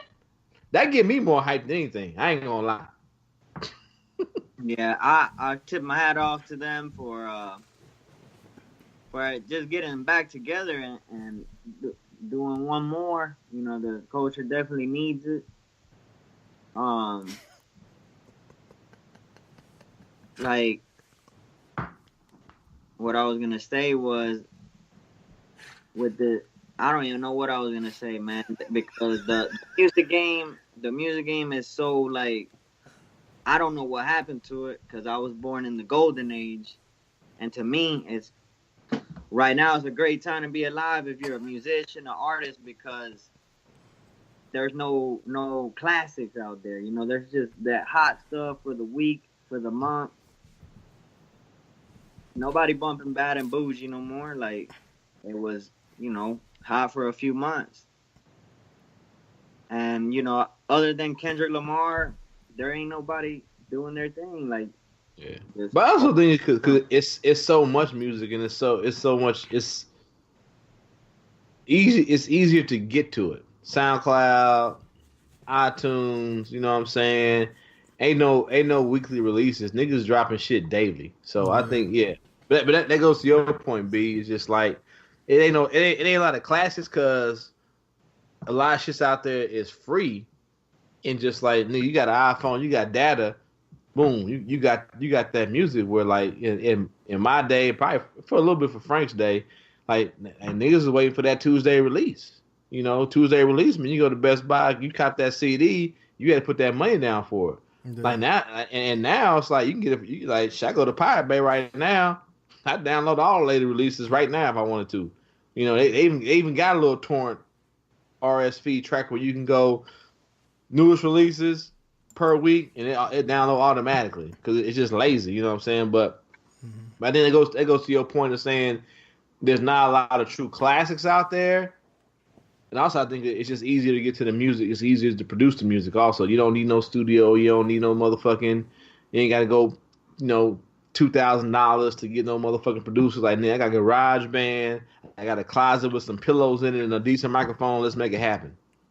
Hey, y'all know this man Adrian Peterson got traded, right? Yeah, I know he got traded to New Orleans. Nah, the Cardinals, nigga. Oh. He played for New Orleans, nigga, yeah. Right. He didn't even get 50 snaps, bro, with the Saints. I watched one game. He was sitting on the sideline. His uniform looked so clean. And I was like, this nigga about to go. And like 2 weeks later. All you see is big old eyeballs. Like, yeah. I like sitting there. I like, this nigga ain't even, it's like 1st and 10. And this nigga ain't even in the game. I was like, oh, he about to go. Like 2 weeks later, Cardinals, nigga. I'm the local team over here. Technically, it is the Saints, and I didn't understand why he went over there in the first place because based on history, it's a passing offense. They've always used at least 2 running backs or 3. Yeah. They don't mind. They don't mind at all.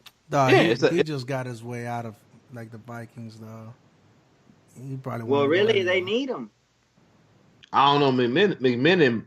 What's his name? McMillan. He balling though. He balling. He should have just went to like the Patriots right off the bat. Green Bay. But they wouldn't give him no money. I don't know.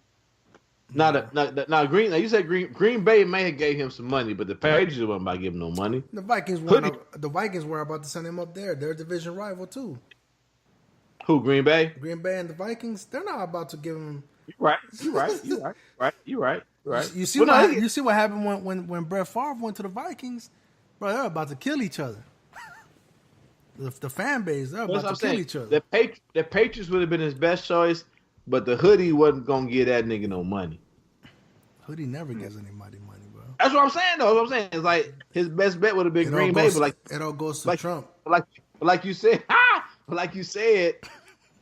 nigga, we in the same motherfucking division, nigga. We're not giving you this nigga. So he can come here and just beat the shit out of us twice a year? No. Hey, rest that nigga up all year just to whoop their ass twice a year, nigga. Yeah. But all right, that's cool though. I mean, I'm glad that we threw in a musical segment in there. I'm not really like this. I don't have like this hold on. For music. Hey, you fucking on that Cardi B? Hey, I'm glad you brought her up because I think I told Frank yesterday, man. I tipped my hat off to her. You know, she used what everybody wanted to use against her to make it. which is, everybody calling her like names out of her name, like they, everybody don't like her Well, appearance. they basically shit on her past. Yeah, and I like the fact, I like her story that she used that and was able to. She didn't have to change much. She accepted her reality, and now she's reaping the benefits. She might have jumped over Nicki Minaj just like that. I know she kind of looks better too. She ain't. Hey, I mean, I ain't gonna lie. I don't mind looking at her. She's a nice looking woman. I'm saying, like, personally, I don't like the song, but I do. Yeah. But like you, I fuck with her story, dog. She went from a stripper on Instagram to somebody who was on whatever TV show she was on, and she been on the fucking number one on the Billboard for 3 weeks, bro. And it's like I ain't gotta fuck what you put, and then what she putting out, it ain't hurting the community. She ain't hurt nobody. She having a good time, and it's like I don't like a lot of these trap artists, mumble rap niggas. It's like I ain't gonna hate. I may not fuck with it, but I'm not gonna hate on you making your money. Like I know a lot of old niggas hate. Well, when he was hot, I ain't heard of a nigga for a minute. Lil Yachty, niggas like, hey man, fuck you. I'm like, but nigga, he happy, he having a good time. Why do you care, nigga? I'm like, it ain't like when NWA came out, like. Everybody wasn't fucking with that. When 2 Live Crew came out, they wasn't fucking with that. Matter of fact, when 2 Live Crew came out, everybody in hip hop tried to say it wasn't hip hop. But now, how much shit you hear? Yeah, and with the court, like, so how much shit now you hear about it that sound like 2 Live Crew? You know what I'm saying? So it's like, nigga, just because you old like me, don't mean you gotta hate. Just say, hey, I don't fuck with it, but I'm glad them niggas having a good time. And that's where I leave it at. My kids is not like, and like. I don't listen to it, but my kid I try to be a good dad, try to be a reasonable nigga. So my kids get in my car, I'm like, hey, plug your phone in, let me hear what you're listening to. That way, it also as a dad, it keeps me in the loop of what's going on in their lives, so I can kind of be like, why are you listening to this? What is it about this music that you like? But I also get to hear a lot of shit that I do not like hearing, I don't care about. Ain't got nothing to do with the cussing, because I listen to a lot of music. It don't sound good to me. But at the same point in time, I'm like, these niggas having a good time. Why do I care? They having a good time, nigga. Let them have a good time and mumble in their raps. They literally just mumbling. Who gives a shit? Anyway. Yeah, that mumble rap shit is... Yeah, I went into a rabbit hole of mumble rap partly because of the production. You know what I'm saying? The production of it, it goes hard. You know what I'm saying? So, sometimes, I mean, I don't really care about the lyrics, but a lot of that production is really, really good. That's really well put together. You know what I'm saying? And you hear that Metro booming, or you hear that motherfucking if your minute don't touch you, I'ma shoot you. Nigga, hey, the beat gonna go. Yeah. You may not understand a word they saying, but you know that beat about to go, nigga. Yeah, and that's what I mean by the production. You know what I'm saying? I think what may have happened was maybe we were spoiled. Where in the 90s, they were trying to spark the brain, where now... Nigga, you were born 92, though. They were just making the music to... Fuck you mean in the 90s, right now, the bro? music is just being made... You were 8 years old in 2000, though. Sir, there's a such thing as going back and pulling the tapes. Okay. Okay. But yeah, bro, and... I think I appreciate that music more than you guys did. Honestly, I always go back. I go back. Oh no, my kids tell you right now. You listen to my playlist, they be like, "Oh, you can look at their face like this nigga about to play this old ass shit." And then hit him with that. What y'all know about this? Yeah. What you know about it? And they be like, "Well, listen to this beat." I be like, "Hold on. Let me listen to my playlist." He did it better. He did it first. And and I hear what you're saying. But I think it also it correlates to what's going on in the world right now. I think a lot of people, especially like brown people, black people, just want to tune everything out, and they just want to have a good time and party.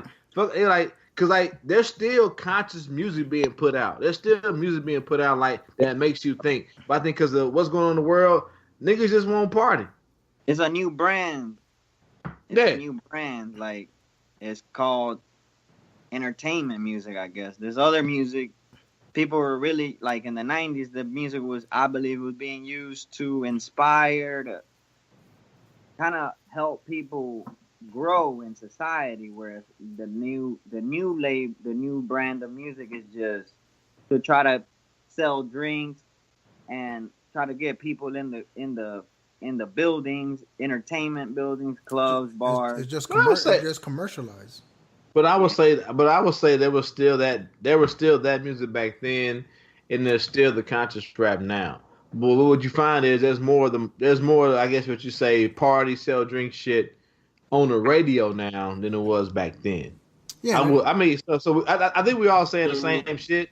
Yeah, and it all depends on like what the industry is actually pushing on us too, because for a while there you had Young Ma, Young Ma, whatever, but in the last couple of months you really haven't really seen her because her music. You know why? You know why? Because she put out a fucking album that was an EP that was shit. Well, yeah, I mean, but it's like go download that Young Ma EP, nigga, and you will find out why they're not pushing her no more. Well, that's what I'm saying. Like before that shit happened, all her feature shit was like pretty dope, pretty tight. But when it came down to doing solo album, it's like that I guess they pushed her wrong. She had that one song.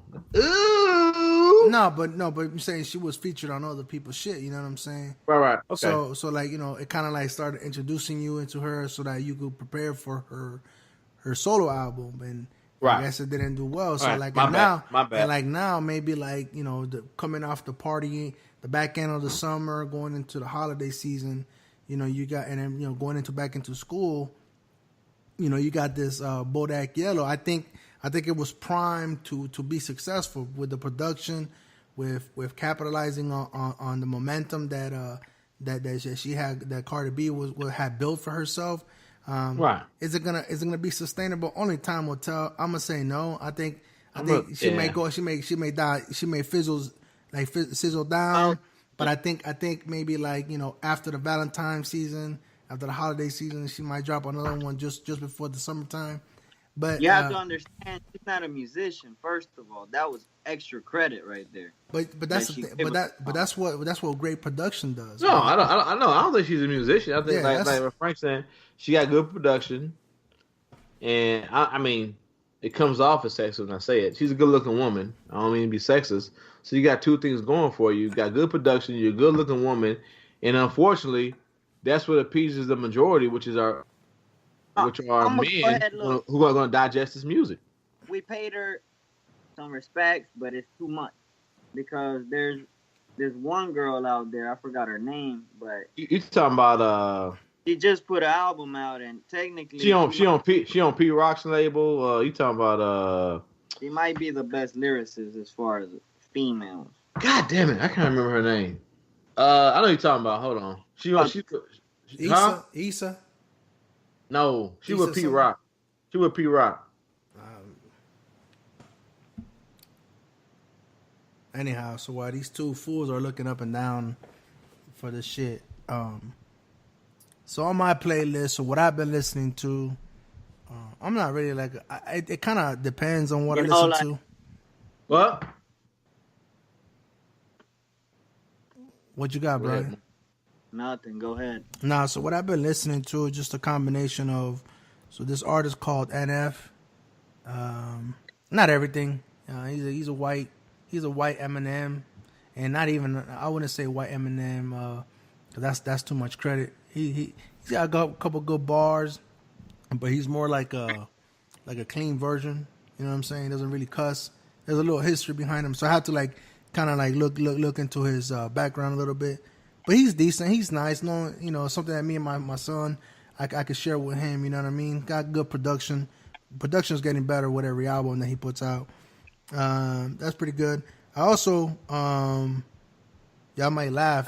It was Ninth Wonder, and she put out an album. Yeah, you're right. You're right. I said P Rock. I was thinking about Ninth Wonder. You're right. I Love Wisdom, which was the name of her album. She might be the best lyricist, but look at her, did not receive not one award. So yeah, but that's what I've been. But you also got Rhapsody. You also got Rhapsody though too. So that's who she is, Rhapsody, nigga. That's who she is. God damn it. Ninth Wonder is Rhapsody. No, Knife Wonder produced her, dog. Knife Wonder I is guess the that's one Knife Wonder's her backing though. That's Rhapsody. My bad. Okay, Damn it. I forgot her. No, I'm saying damn it, I forgot her name, but good shit, Frank. Look at these niggas though. Fucking I just found out these about niggas. it. They No, got I nigga got all the fucking technology in the world, dog. I Nigga, just I came was off the looking her dome up, off bro. that shit, bro. You know what fucked me up? I said Pete Rock because Pete Rock and Knife Wonder used to be nigga. I don't know why I got Pete Rock and Knife Wonder, nigga. But it was I don't know. I would. That's the tank. That's report me. And if I'm not mistaken, I think she's DJ Premier's daughter, though. Well, I don't know about all that, man, either. But she got some good flow, but like it goes back to that whole thing. Like for some reason, like the conscious rapper, if you're not Kendrick Lamar, if you're not fucking what's the light skinned nigga's name? J. Cole. You're not really getting no shine. But I also think from a standpoint of her being a woman artist, like niggas have a hard time listening to a woman artist that's conscious. I mean, not me. No. I'm saying Erykah Badu. I'm not. No, I'm saying I'm not saying. But Erykah Badu is an R&B artist. You want to think about it? She's not a hip hop artist. And I don't think she owns any of her songs. So, but no, I don't know. But I'm saying, but I should say the majority of men are not trying to hear that. So when I say men, it's one of them things where if it don't apply to you, it's like ain't no reason to reply. I get it. Like niggas like us, that's why we fuck with each other. Niggas like us do fuck with shit like that, and that's why we knew. That's why B knew about her. That's why Frank knew about her. Why I knew about her. But for some reason I forgot her name. That's why we knew about her, because we fuck with shit like that. But for the majority of motherfuckers, for some reason, if it comes to being conscious and laying down a nice flow, niggas have a problem with hearing it from a woman. And a lot of times I'm like, wow, what's her name?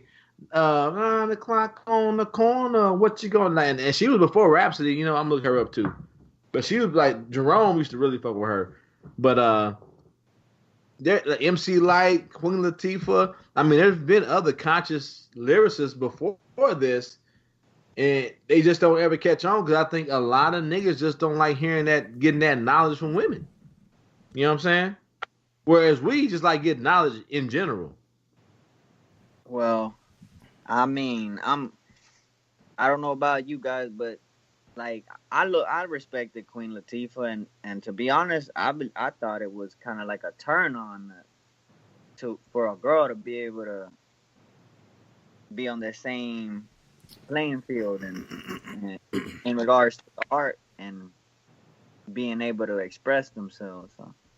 No, that's what I'm saying. And another one out there. I'm gonna throw another one out there. No Name. And to be honest, like the only reason why I know about these people is because I listened to. No Name was on Chance. She was on Chance the Rapper shit. Well, that too. But I listened to Where's My 40 Acres At, and they do like an album review and stuff like that.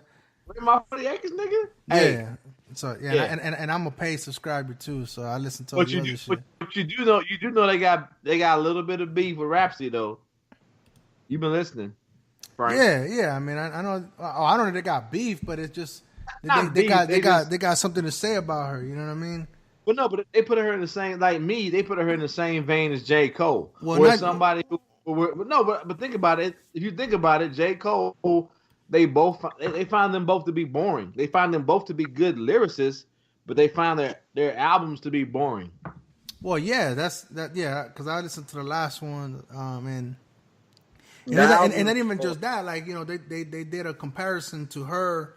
They did an unfair comparison for Rhapsody to which is the female Kendrick Lamar, which like that's even like totally unfair, dog. But no, but like that's the only reason why I know some of these artists, dog. Like, but there's one. Yeah, I don't like that comparison because there's no male comparison to Kendrick Lamar, nigga. Let alone I mean, there's no hip hop comparison to. Why can't you just say there's no hip hop comparison to Kendrick Lamar? There's nobody with that fucking flow, breath control, grasp of how to fucking ride the beat as Kendrick Lamar, nigga. Right now, there's nobody out there like that. I'm sorry. I mean, male, female. Fucking alien nigga, there's nobody out there like that. Well, there'll never be another Kendrick Lamar, regardless. So, I mean, that's just it. But yeah, the other one was I think it was it Issa Rae? No, not Issa Rae though. Hold on, man. Oh, goddamn Issa Rae, nigga. Nah, but it's like a this nigga Phenom Black, dog. He always be putting people on that shit, dog. Like, and it's like good. It's good production, though. Yeah, but it's always good production, dog. It's the beat that draws you in. It's like going to a football game, my nigga. The offense draws you in, and the defense fucking keeps you there to win the game, dog. That's what it always is, dog. It's like that beat drop, that beat flip, that beat keeps you there, draws you in, and then don't let a nigga be spitting some shit, dog. You gonna stay, dog. You gonna stay for the whole album, dog. Like, and I'm late to the party. I don't know if you heard about this nigga Gold Link. This nigga Gold Link, dog. Like, I like his second album's cool to me, but his first album, nigga, his first album came out 2015. I can't stop playing it, dog. I don't know. I don't know. Whatever. You guys been watching TV though? Hold on. Let's finish the music segment. But anyway, so like I was getting back to what I was brutally interrupted with your dumbass conversation about best female. God, you so abusive. You're so abusive. But I'm just saying though, y'all motherfuckers got all the technology in the world and couldn't fucking figure out it was Rhapsody y'all were talking about. But anyway, nigga, get out of here. How many times has your fucking ass not be able to figure some shit out and you sit there, brother, you won't even look it up? Yeah, nigga. But I guess y'all still didn't even have the fucking name. Y'all still didn't have like the Google search on. I was looking it up, but the thing is, I said Pete Rock, nigga, that led me down a different rabbit hole, nigga. So what? All right. So anyway, so one time out of 10, you right, and you get to talk shit despite the football. Oh fuck, right? Nigga. Oh yeah. Oh yeah. You know that I'm gonna capitalize down that shit. Nigga, one time out of 10, I'm there, nigga. I Rhapsody. No, but anyway, what was your search? Top 10 female MCs? No, I told you it was off the dome, dog. Like. It wasn't off no goddamn dome. It was off the dome. I even told you. I even gave credit to Where's My 40 Acres at because I listened to them on a heavy rotation. No. Actually, it was Where My 40 Acres, nigga, not your dome, nigga. But that's why it came to mind, dog. Because of them? Yeah, because that's the only reason I know about them. I'm Fuck not your brain, nigga. Looking. Whatever, nigga. 1 + 1 is 4, nigga. So 1 + 1 is cat shit, nigga. But anyway, so yeah, just let's we could wrap this up and move to TV or whatever. So yeah, man. So like, I know the last 6 months, we got to do a lot of catching up and shit like that. But I've been on this listening to just different music, dog. Like, and I think one of the ones I went back to, it was a conversation me and my wife had, and we watch a lot of these TV shows with the singing and all that shit, like The Voice and America's Got Talent. And I told her, I was like, yo, this, and we watched one that's like a little girl was gonna take on this behemoth song, fucking from Whitney Houston, dog. And I was like, man, I will always love you, bro. That shit, that's a powerful, that's a big ass song. So anyway, I went back and I purchased like a best of Whitney Houston on iTunes. So I've been listening to her, man. She had a lot of like I'll say even pre crack and during crack and a little bit after crack. You could tell that the quality level went up, but then after crack, it started to sizzle down a little bit. But even then, it was still quality shit, man. So with her, it sound like such a white man's take on Whitney Houston, nigga. Like, I didn't know about her. No, I knew about her. It's just like I didn't like. When you know about her, we had like fucking out of the 18 songs, because it was like the best of Whitney. I didn't realize like some of these like some of the songs that it was like her doing. You know what I'm saying? I was like what?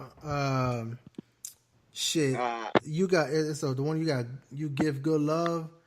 Like it didn't register to me like. Yeah, that's like the fucking 80s, nigga. Yeah, like the 80s shit. That's what I said. That's a white man's take. And I'm here. Give good love to me. Yeah. That nigga Okay. But it's good shit though. It was good shit though. I mean, yeah, niggas knew it was good shit in the 80s, nigga. Well, I mean, I was born in '83. I was crossing the river. I didn't get here to '89. And I was born in '77, dog. And I still. But you was here. But you was here though. I was crossing. I was crossing rivers. Okay. Hey, you know what? I'm just trying to provide. And I was learning the fucking language too. Oh shit! I'm just trying to provide the same shame. I thought that was behind me, dog. Hey, I'm just trying to give the same shame you gave to fucking your brother to you, nigga. That's all I'm doing. That's all right. Hey, I dish it out. You gotta be able to take it.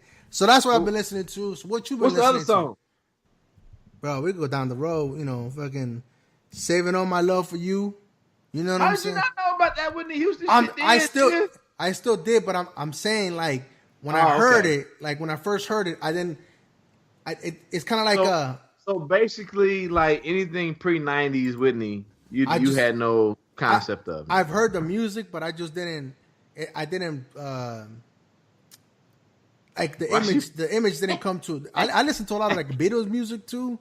Like hey, YB's girlfriend like looking directly to the camera, nigga. Right, for real, man.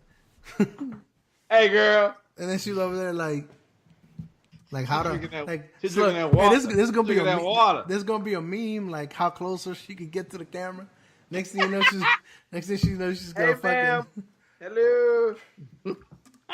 She's over there trying to squint her eye and see who it is. You can't get closer to the camera. Who that big shiny loud black motherfucker on the camera? Nah. Hey, man, I'm gonna call out Kanye West. Where the fuck you at? You know what I'm saying? He's getting titties, dog. He's getting fat man titties, dog. Guys were saying that nobody can do it like Kendrick, but Kanye West did it before Kendrick. You know, did what? Held it down, bro. They both got at least 5 good albums. I would say differently. I say it's a somewhat of a difference. But no, I mean like in regards to them changing their pitches and their tones on the voice, the only other person would probably be Kanye West. You know, he's expanded his I would say he's changed his sound as far as like this production wise, he has changed his sound like over like like you said, like 5 albums that I've enjoyed. But I say as far as like people who use the only other person that touched the soul like that was probably Kid Cudi, but he got lost, bro. I ain't never really fucked Kid Cudi. I ain't gonna lie. I mean, hey, but teach their own. Everybody to their own. I like some of this shit. Kanye West, he busted out Beyonce and Jay-Z, and then he disappeared, bro. He was on some manic shit, dog. He was like going through a manic phase, and I don't know what that was all about. He got fat. Looks like he got fat. I seen some pictures. He gained about 100 pounds. That might be the motherfucking like antidepressant medication, because I mean, like he talked about that. I mean, he hinted to it on his album, so that might be what it is. Real talk. But last night on TV, Mr. Robot. Hold up, bro. Hold up, dog. I just asked Winston what he was listening to, what he had been listening to. Well, I told you that like for some reason I felt because like. Of course, with my 4 they can start talking about that Gold Link, and I knew about that. They got that. He has that song called "Crew," and for some reason, I found myself going back listening to Gold Link. It was like the last. Since then, we haven't spoke or whatever. Hold on, man. Let me look at this shit. Look at my phone real quick. I didn't know that was gonna be the topic of discussion, nigga. And after that, we didn't talk, and it's like a real like fucking banger, man. I like it. For some reason, Post Malone, he got a song with 21 Savage called Rockstar. Mm-hmm. That's been my walk in the fucking work music, and it's usually like mindless shit where I ain't gotta do nothing. And I hate to admit it, I got stuck on this XXXTentacion. Oh yeah. He got a little album 17, nigga. I don't know what's gonna come with this nigga's trial as far as like what's happening, but I'm trying to slowly divorce myself from his shit, especially this nigga's like a motherfucking fucking woman beater, nigga. I'm like, I can't really have that shit on my phone, nigga, and have a daughter. So just respect women in general. So yes. So you listen to. Can y'all hear that? No, I can't hear it. Can you hear that, Brian? Nah, but like, but anyway, no, like, but that's what I was saying though is You see money all around me. I feel like I'm the man. I can't hear it though. I just know the song. no, nothing. No. Oh, I didn't know that's who you was talking about. I heard the song. You're talking about, that's Goldlink. Yeah. Yeah. Easy Anyway, money all around. Well, I think his first album better than the second one. I ain't gonna lie. nah, but like, but I was gonna say is Man, I can't even believe you guys are playing their albums, bro. That gives me inspiration, bro. I didn't know these cats was getting plays, bro. No, if it's good music, I'll listen to it. Like I don't give a fuck how old you are. If it's good music, well, like I said, and my kid, as far as like music, my kids keep me young because they keep. I mean, even though sometimes some of the shit I'm like, yeah, but every once in a while they put some shit on my radio. I'm like, hey, play that again, play that again. Well, and I find myself getting home and look at that shit and be like, okay, I fuck with it. well, yeah, like that. You're like talking about extension cord. Fucking so they were talking about like on 40 Acres though, so like they played some of the songs, so the production value was good, and even some of the chorus and some of the lines were all right. So but then have you listened to it? Yeah, I listened to it a little bit briefly. I mean, I ain't gone back to it because you said listen to a little bit briefly. So that means you have not listened to it in its entirety. No, I listened to its entirety. I once, okay. but I didn't go back to it. I mean, it was whatever, you know what I mean? But like, especially after the shit came out too, I was like, I'm not gonna give you no more attention to this then. So it was good. Yeah, but it was good. I'm not making excuses though. But you talk about as far as like mental health shit though. It's like you listen to that album though. That's a nigga that's like crying for help. Him, and his boy. What's his fucking name? Little Red or some shit like that. Red Diablo. His other boy. It's some red nigga. I don't know. I don't know about no Red Diablos nigga. Red something though. Yeah. But yeah, I mean they got shit to say, and I think it's just the way that they out it. It's like rock rap music though. You know what I mean? And I'm a fan of Lil Uzi Vert. You know, I'm not exactly sure why it is that I gravitated to him. I got 2 albums and I listened to it, and the production value is there. Some of the lyrics I could do without. You know what I'm saying? But Lil Uzi Lil Uzi Vert, he do it for me. But again, he's on that alternative hip hop type of shit. So that's cool. You know what I mean? So we at two plus hours right now. So let's talk about TV. So Brian, TV. So what's up with what you vibing to, Brian? Last night was the premiere season 3, Mr. Robot. Okay, I don't know anything about Mr. Robot. I ain't watched it yet. I mean, but I will watch it though. 100% reviews already. I mean, remember, Mr. Robot don't disappoint. I don't know what Frank talking about. How you not watching Mr. Robot, Frank? I just haven't done it. I haven't watched it yet. I'm gonna need you to watch that, dog. What's that on? What's that on? USA. Is it on Netflix? Is it on Netflix yet? I think the first season's on Netflix. I think. You know what? I don't know if it's an Amazon joint or a Netflix joint. I ain't gonna lie. Bro, it's on the damn Stream Smart, bro. I know. I'm about to say you got Stream Smart, nigga. What are you talking about? That's why I was like, why are we asking these questions? You got one too, Winston? Nah, I got that. I got my ways, man. I ain't got the Stream Smart shit. Joe. I got my ways though. Nah, I think it's on Hulu. So, but I'll get on it. Nah, like it might be like, yeah. All right, me and B can agree. It might be some of the best TV out there, nigga. All right, so go ahead, Brian. So what? So you mentioned right. I mean, what makes you gravitate to Mr. Robot? I've only watched the first season though. I'm new into it. Okay. You didn't watch the second one yet? No. Okay, well I ain't gonna say shit. So that's what's up, though. I mean, so just keep us in tune into that one. You know, Well, I know why he like it though. The conspiracy aspect of it, the fucking like this. It's always something working in the background, dog. It's like, but no, but like, but you give it. I was forced to watch it. It was But you liked it though. Nigga said I was forced. Yeah, I ended up getting the message. Yeah. Message.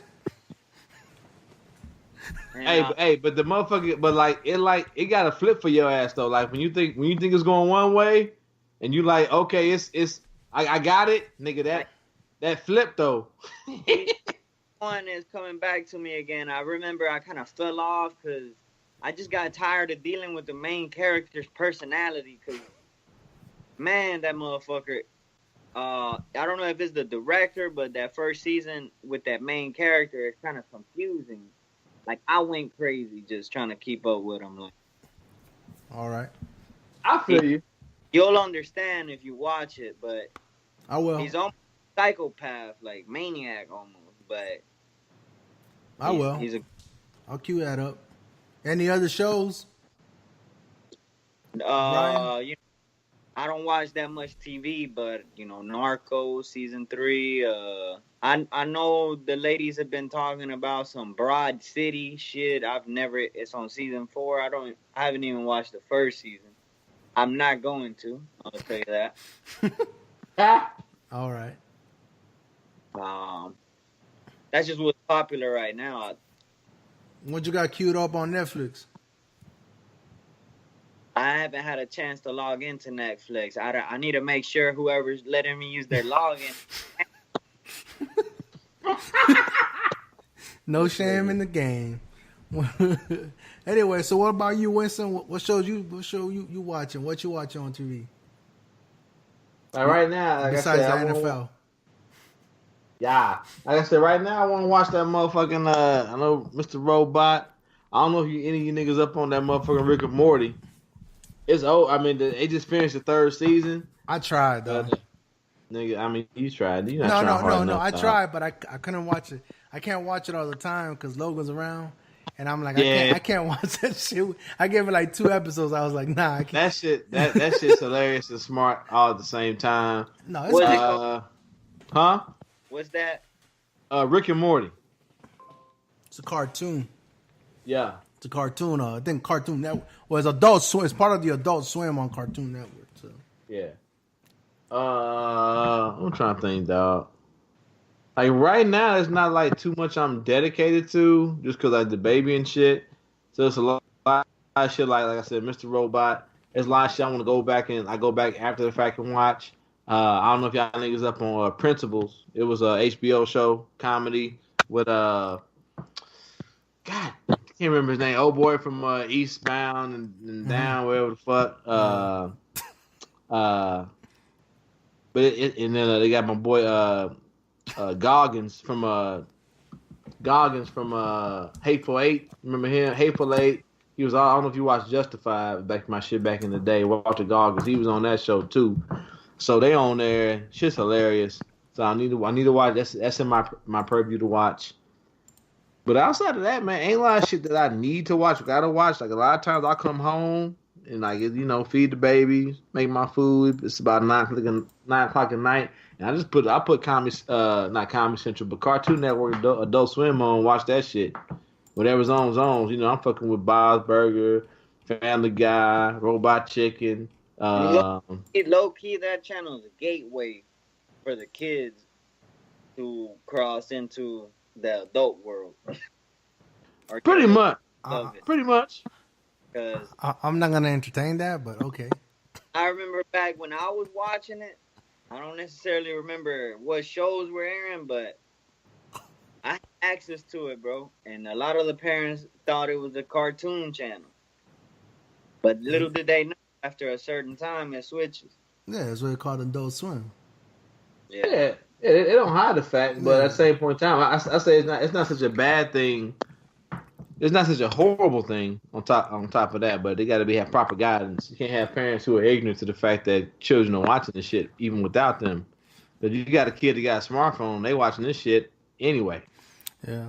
So like what I've been watching, unless you got something else or something else comes up. So the time that we were off or away or whatever, I did get into I did go into whatever Gumball.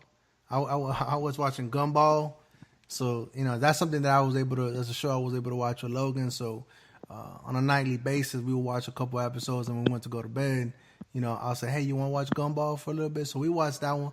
I like the fact that on that show, it's a kid's show, it's a cartoon, it's animated, but there's a lot of issues that arise from it. So there's more just to like to the comedic humor or whatever. There's messages or issues that are addressed on there. So that was cool, and I like the fact that it actually ended. You know what I'm saying? Like it gave you it was finite.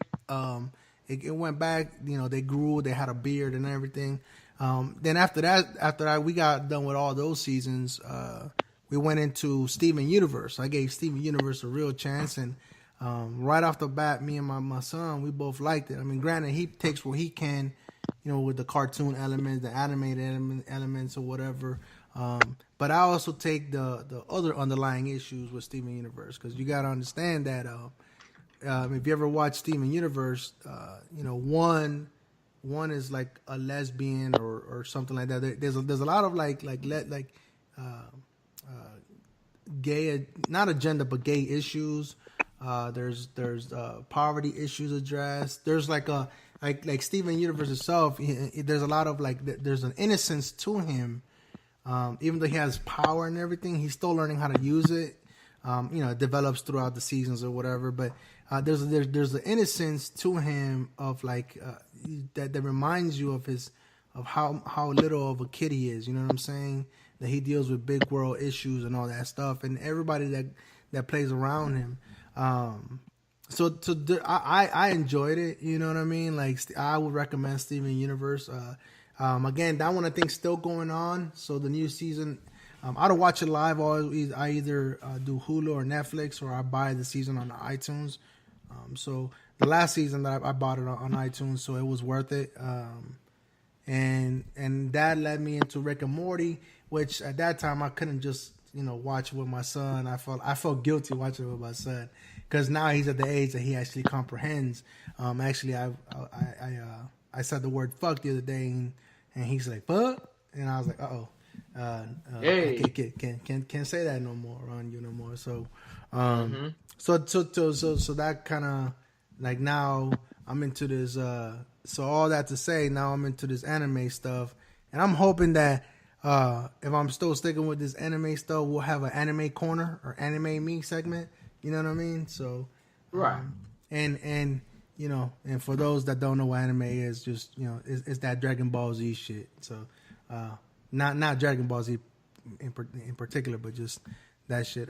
And even animes being introduced to it as so late in the game. I'm almost glad that I wasn't introduced when I was growing up or whatever. But I get it. I understand why people like it nowadays, especially. It gives me something. I find pleasure in watching it. You know what I mean? I think I would have been bored if I would have started at an early age. I think I would have been bored by it by now. Plus, there's a lot of good stuff that I could always go back. I do got Attack of the Titans queued up on Netflix. I got Clever Man season 2 queued up on Netflix. I like that one. That one's plays more towards the injustices of. I'm not sure if you guys are familiar with what Clever Man is, but the premise is. I watched it. Yeah, so the premise is basically you have humans and then you have subhumans, not subhumans, but I guess they're mortals but they just have a lot of hairs on them. I forget what they call them.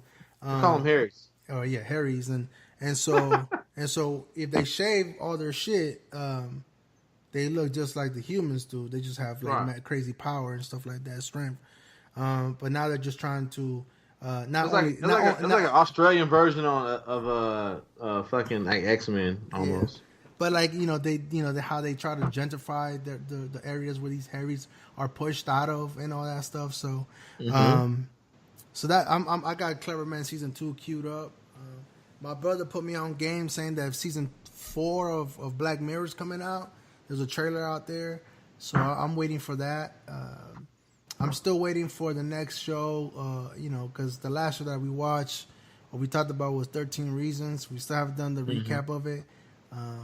I'm probably going to rewatch that again at some point in the next month or so, because I did like that show. And then, I'm getting ready for Stranger Things 2, coming up at the end of the season, end of October. So, I don't know, man. Netflix is doing it right now with all these comedy specials and putting in money into their own product. You know what I'm saying? So, and I'm happy. Yep. And I'm happy that even though I'm not happy that Sense8 is not going to be renewed, but I am happy that Netflix listens to the fans and is going to give them a 2-hour movie to close up all the loose ends, which is really, really good. So so that's it for me on TV or streaming services, because I don't really have cable anymore. So any so other I got ones? Oh yeah. So I know you're gonna laugh about this one.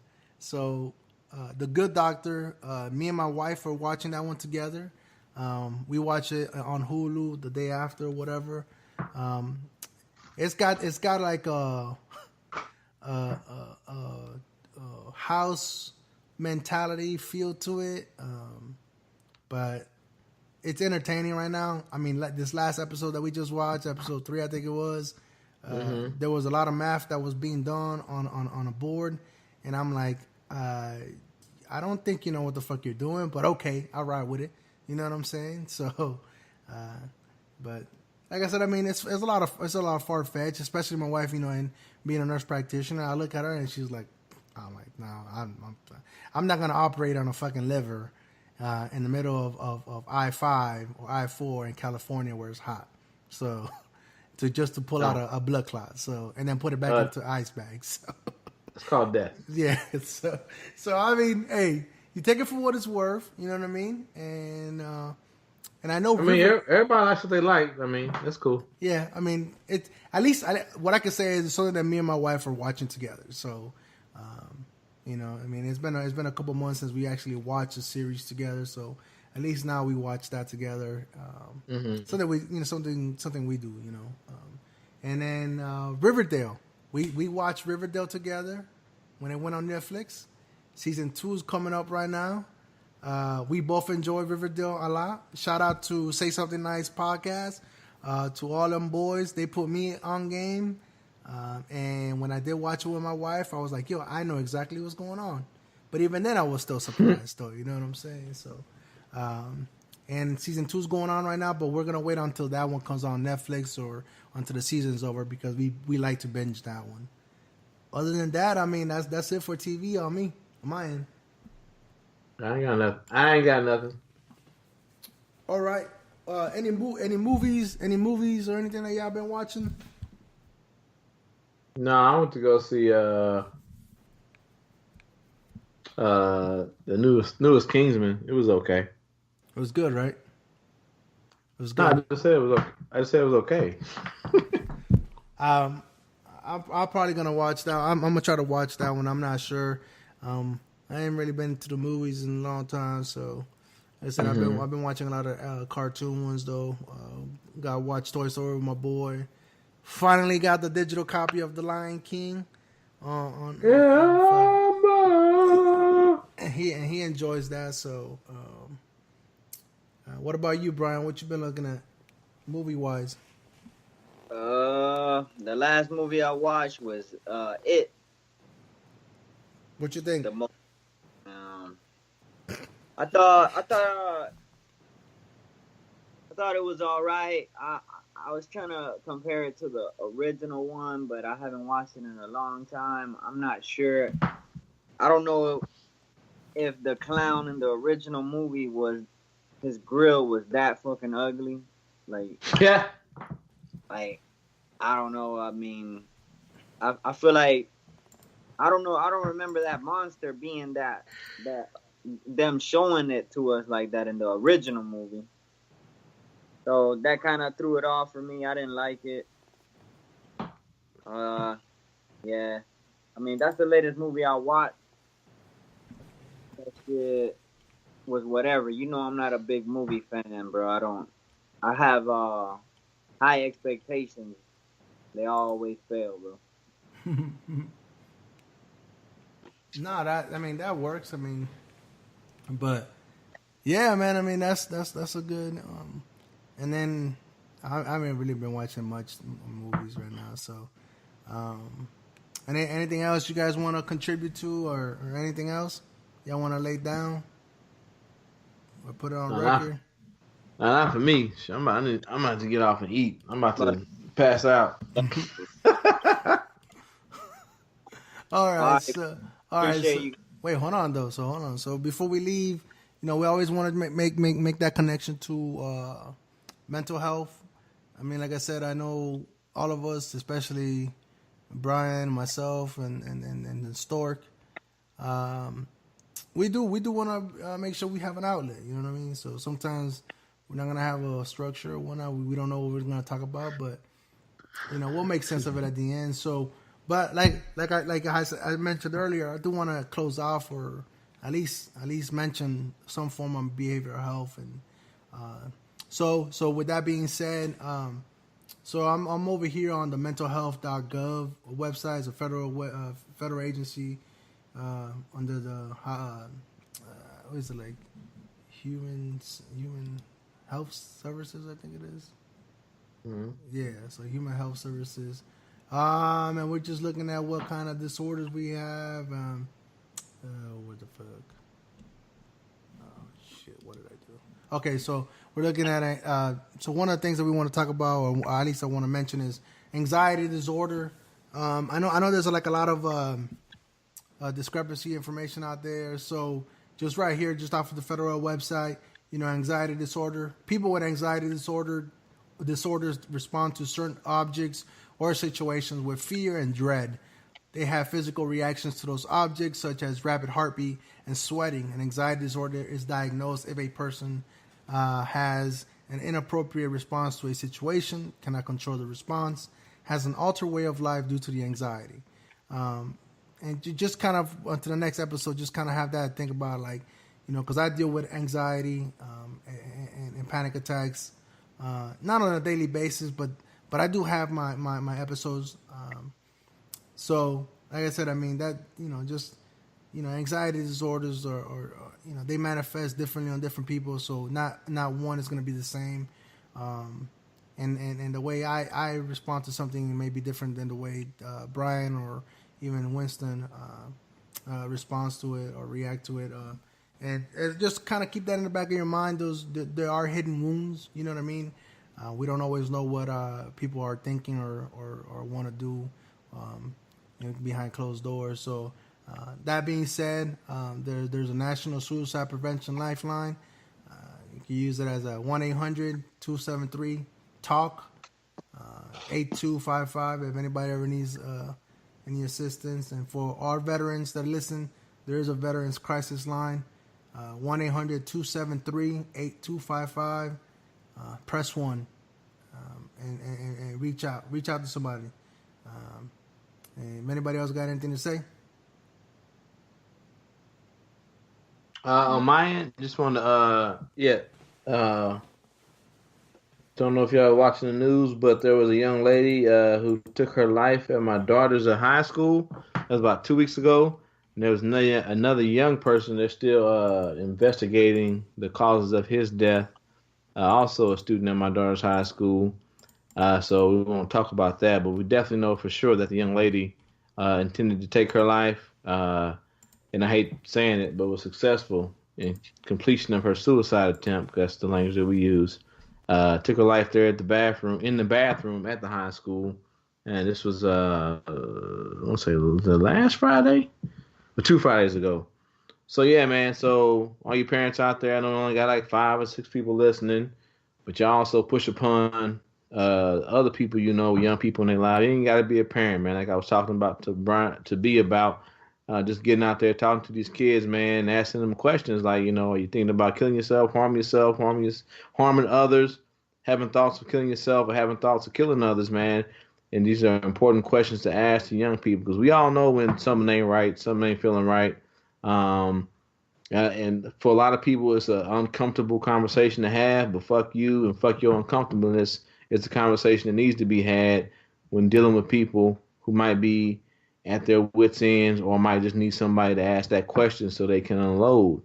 Um, and I also say that with the knowledge of being a mental health professional, not professional, but mental health, I guess paraprofessional in the military, that everybody who commits suicide is not going to show these typical signs of needing help or wanting help or needing someone to talk to. But 9 times out of 10, there are signs there, and there are people who need someone to talk to, and there are people who just need to vent.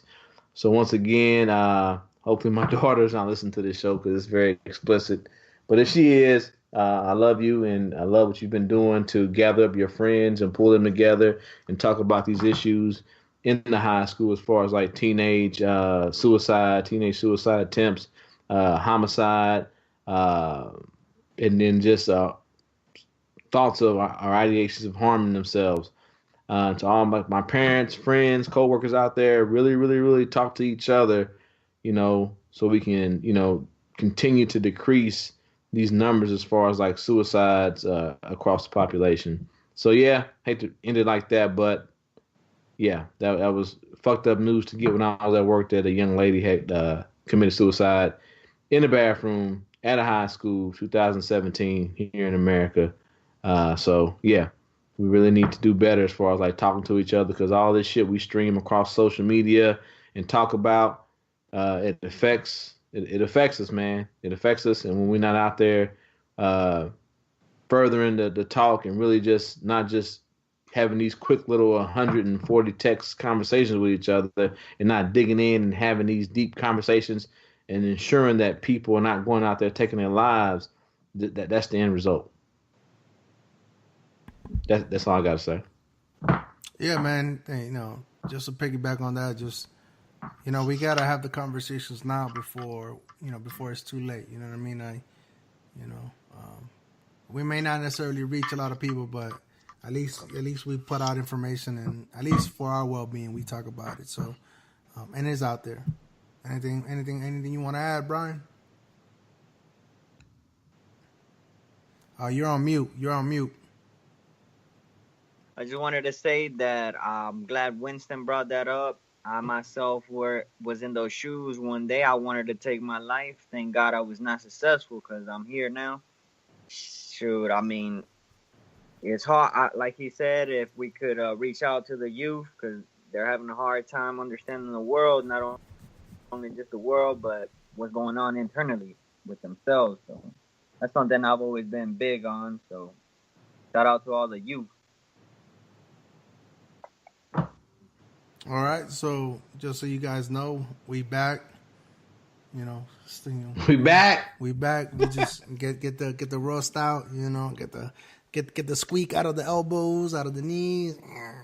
So, but yeah, we'll be back, man. We'll be back for some more, and we don't know what timeline we have, like how we're gonna release them, or if it's gonna be once a week, twice a week, or whatever. I'm game for whatever upon availability, really. It's good to be back. I mean, I know me and you talk a lot, Winston, but it's good to do this again with you. So, yes, sir. You know what I mean, and that's it, man. I don't got anything else, bro. All I gotta say is, man, I fuck with y'all both. I fuck with if you hear my voice, if I talk to you, if I check in on you, if I text you, that means I fuck with you. That means I care about you. And if I care about you, I need you to care about other motherfuckers that you talk to, you text with. And if we just keep extending that, the world becomes a better place, man. Like Tupac said, each one teach one. Hey, next time then when we get back on here, let's touch on blocking or removing people off Facebook. I'm not on Facebook. But I don't know how that feels, but I know you and Damon. We can definitely get into that. But anyway, with that being said, the rules of it. Yeah, with that being said, man, hey, thank y'all for listening. Thank y'all for, listening again. And hopefully this audio is going to be pretty good. I'll try to do my best to clean it up. Thank you, Winston, for getting on, giving me your time. Brian, I still love you. You family. And I know you get a lot of grief from me. I know a lot of our feedback that I get from is like, you two are related. I'm like, yeah, he's still family. I still love him. But yeah, man, I just love you both, bro. Hey, B, thanks for sharing that last piece, man. I appreciate it. And as always, this is Nigga Rockin' Podcast. I am the KC Store. 30 pieces of silver. Where can they find you? Where they can find you at, Brian? Where they can hit them up with all the links, all the forms of communication. We'll get to that next time, man. All right, yeah, we'll touch on that. All right. Enjoy the music, player. Yeah.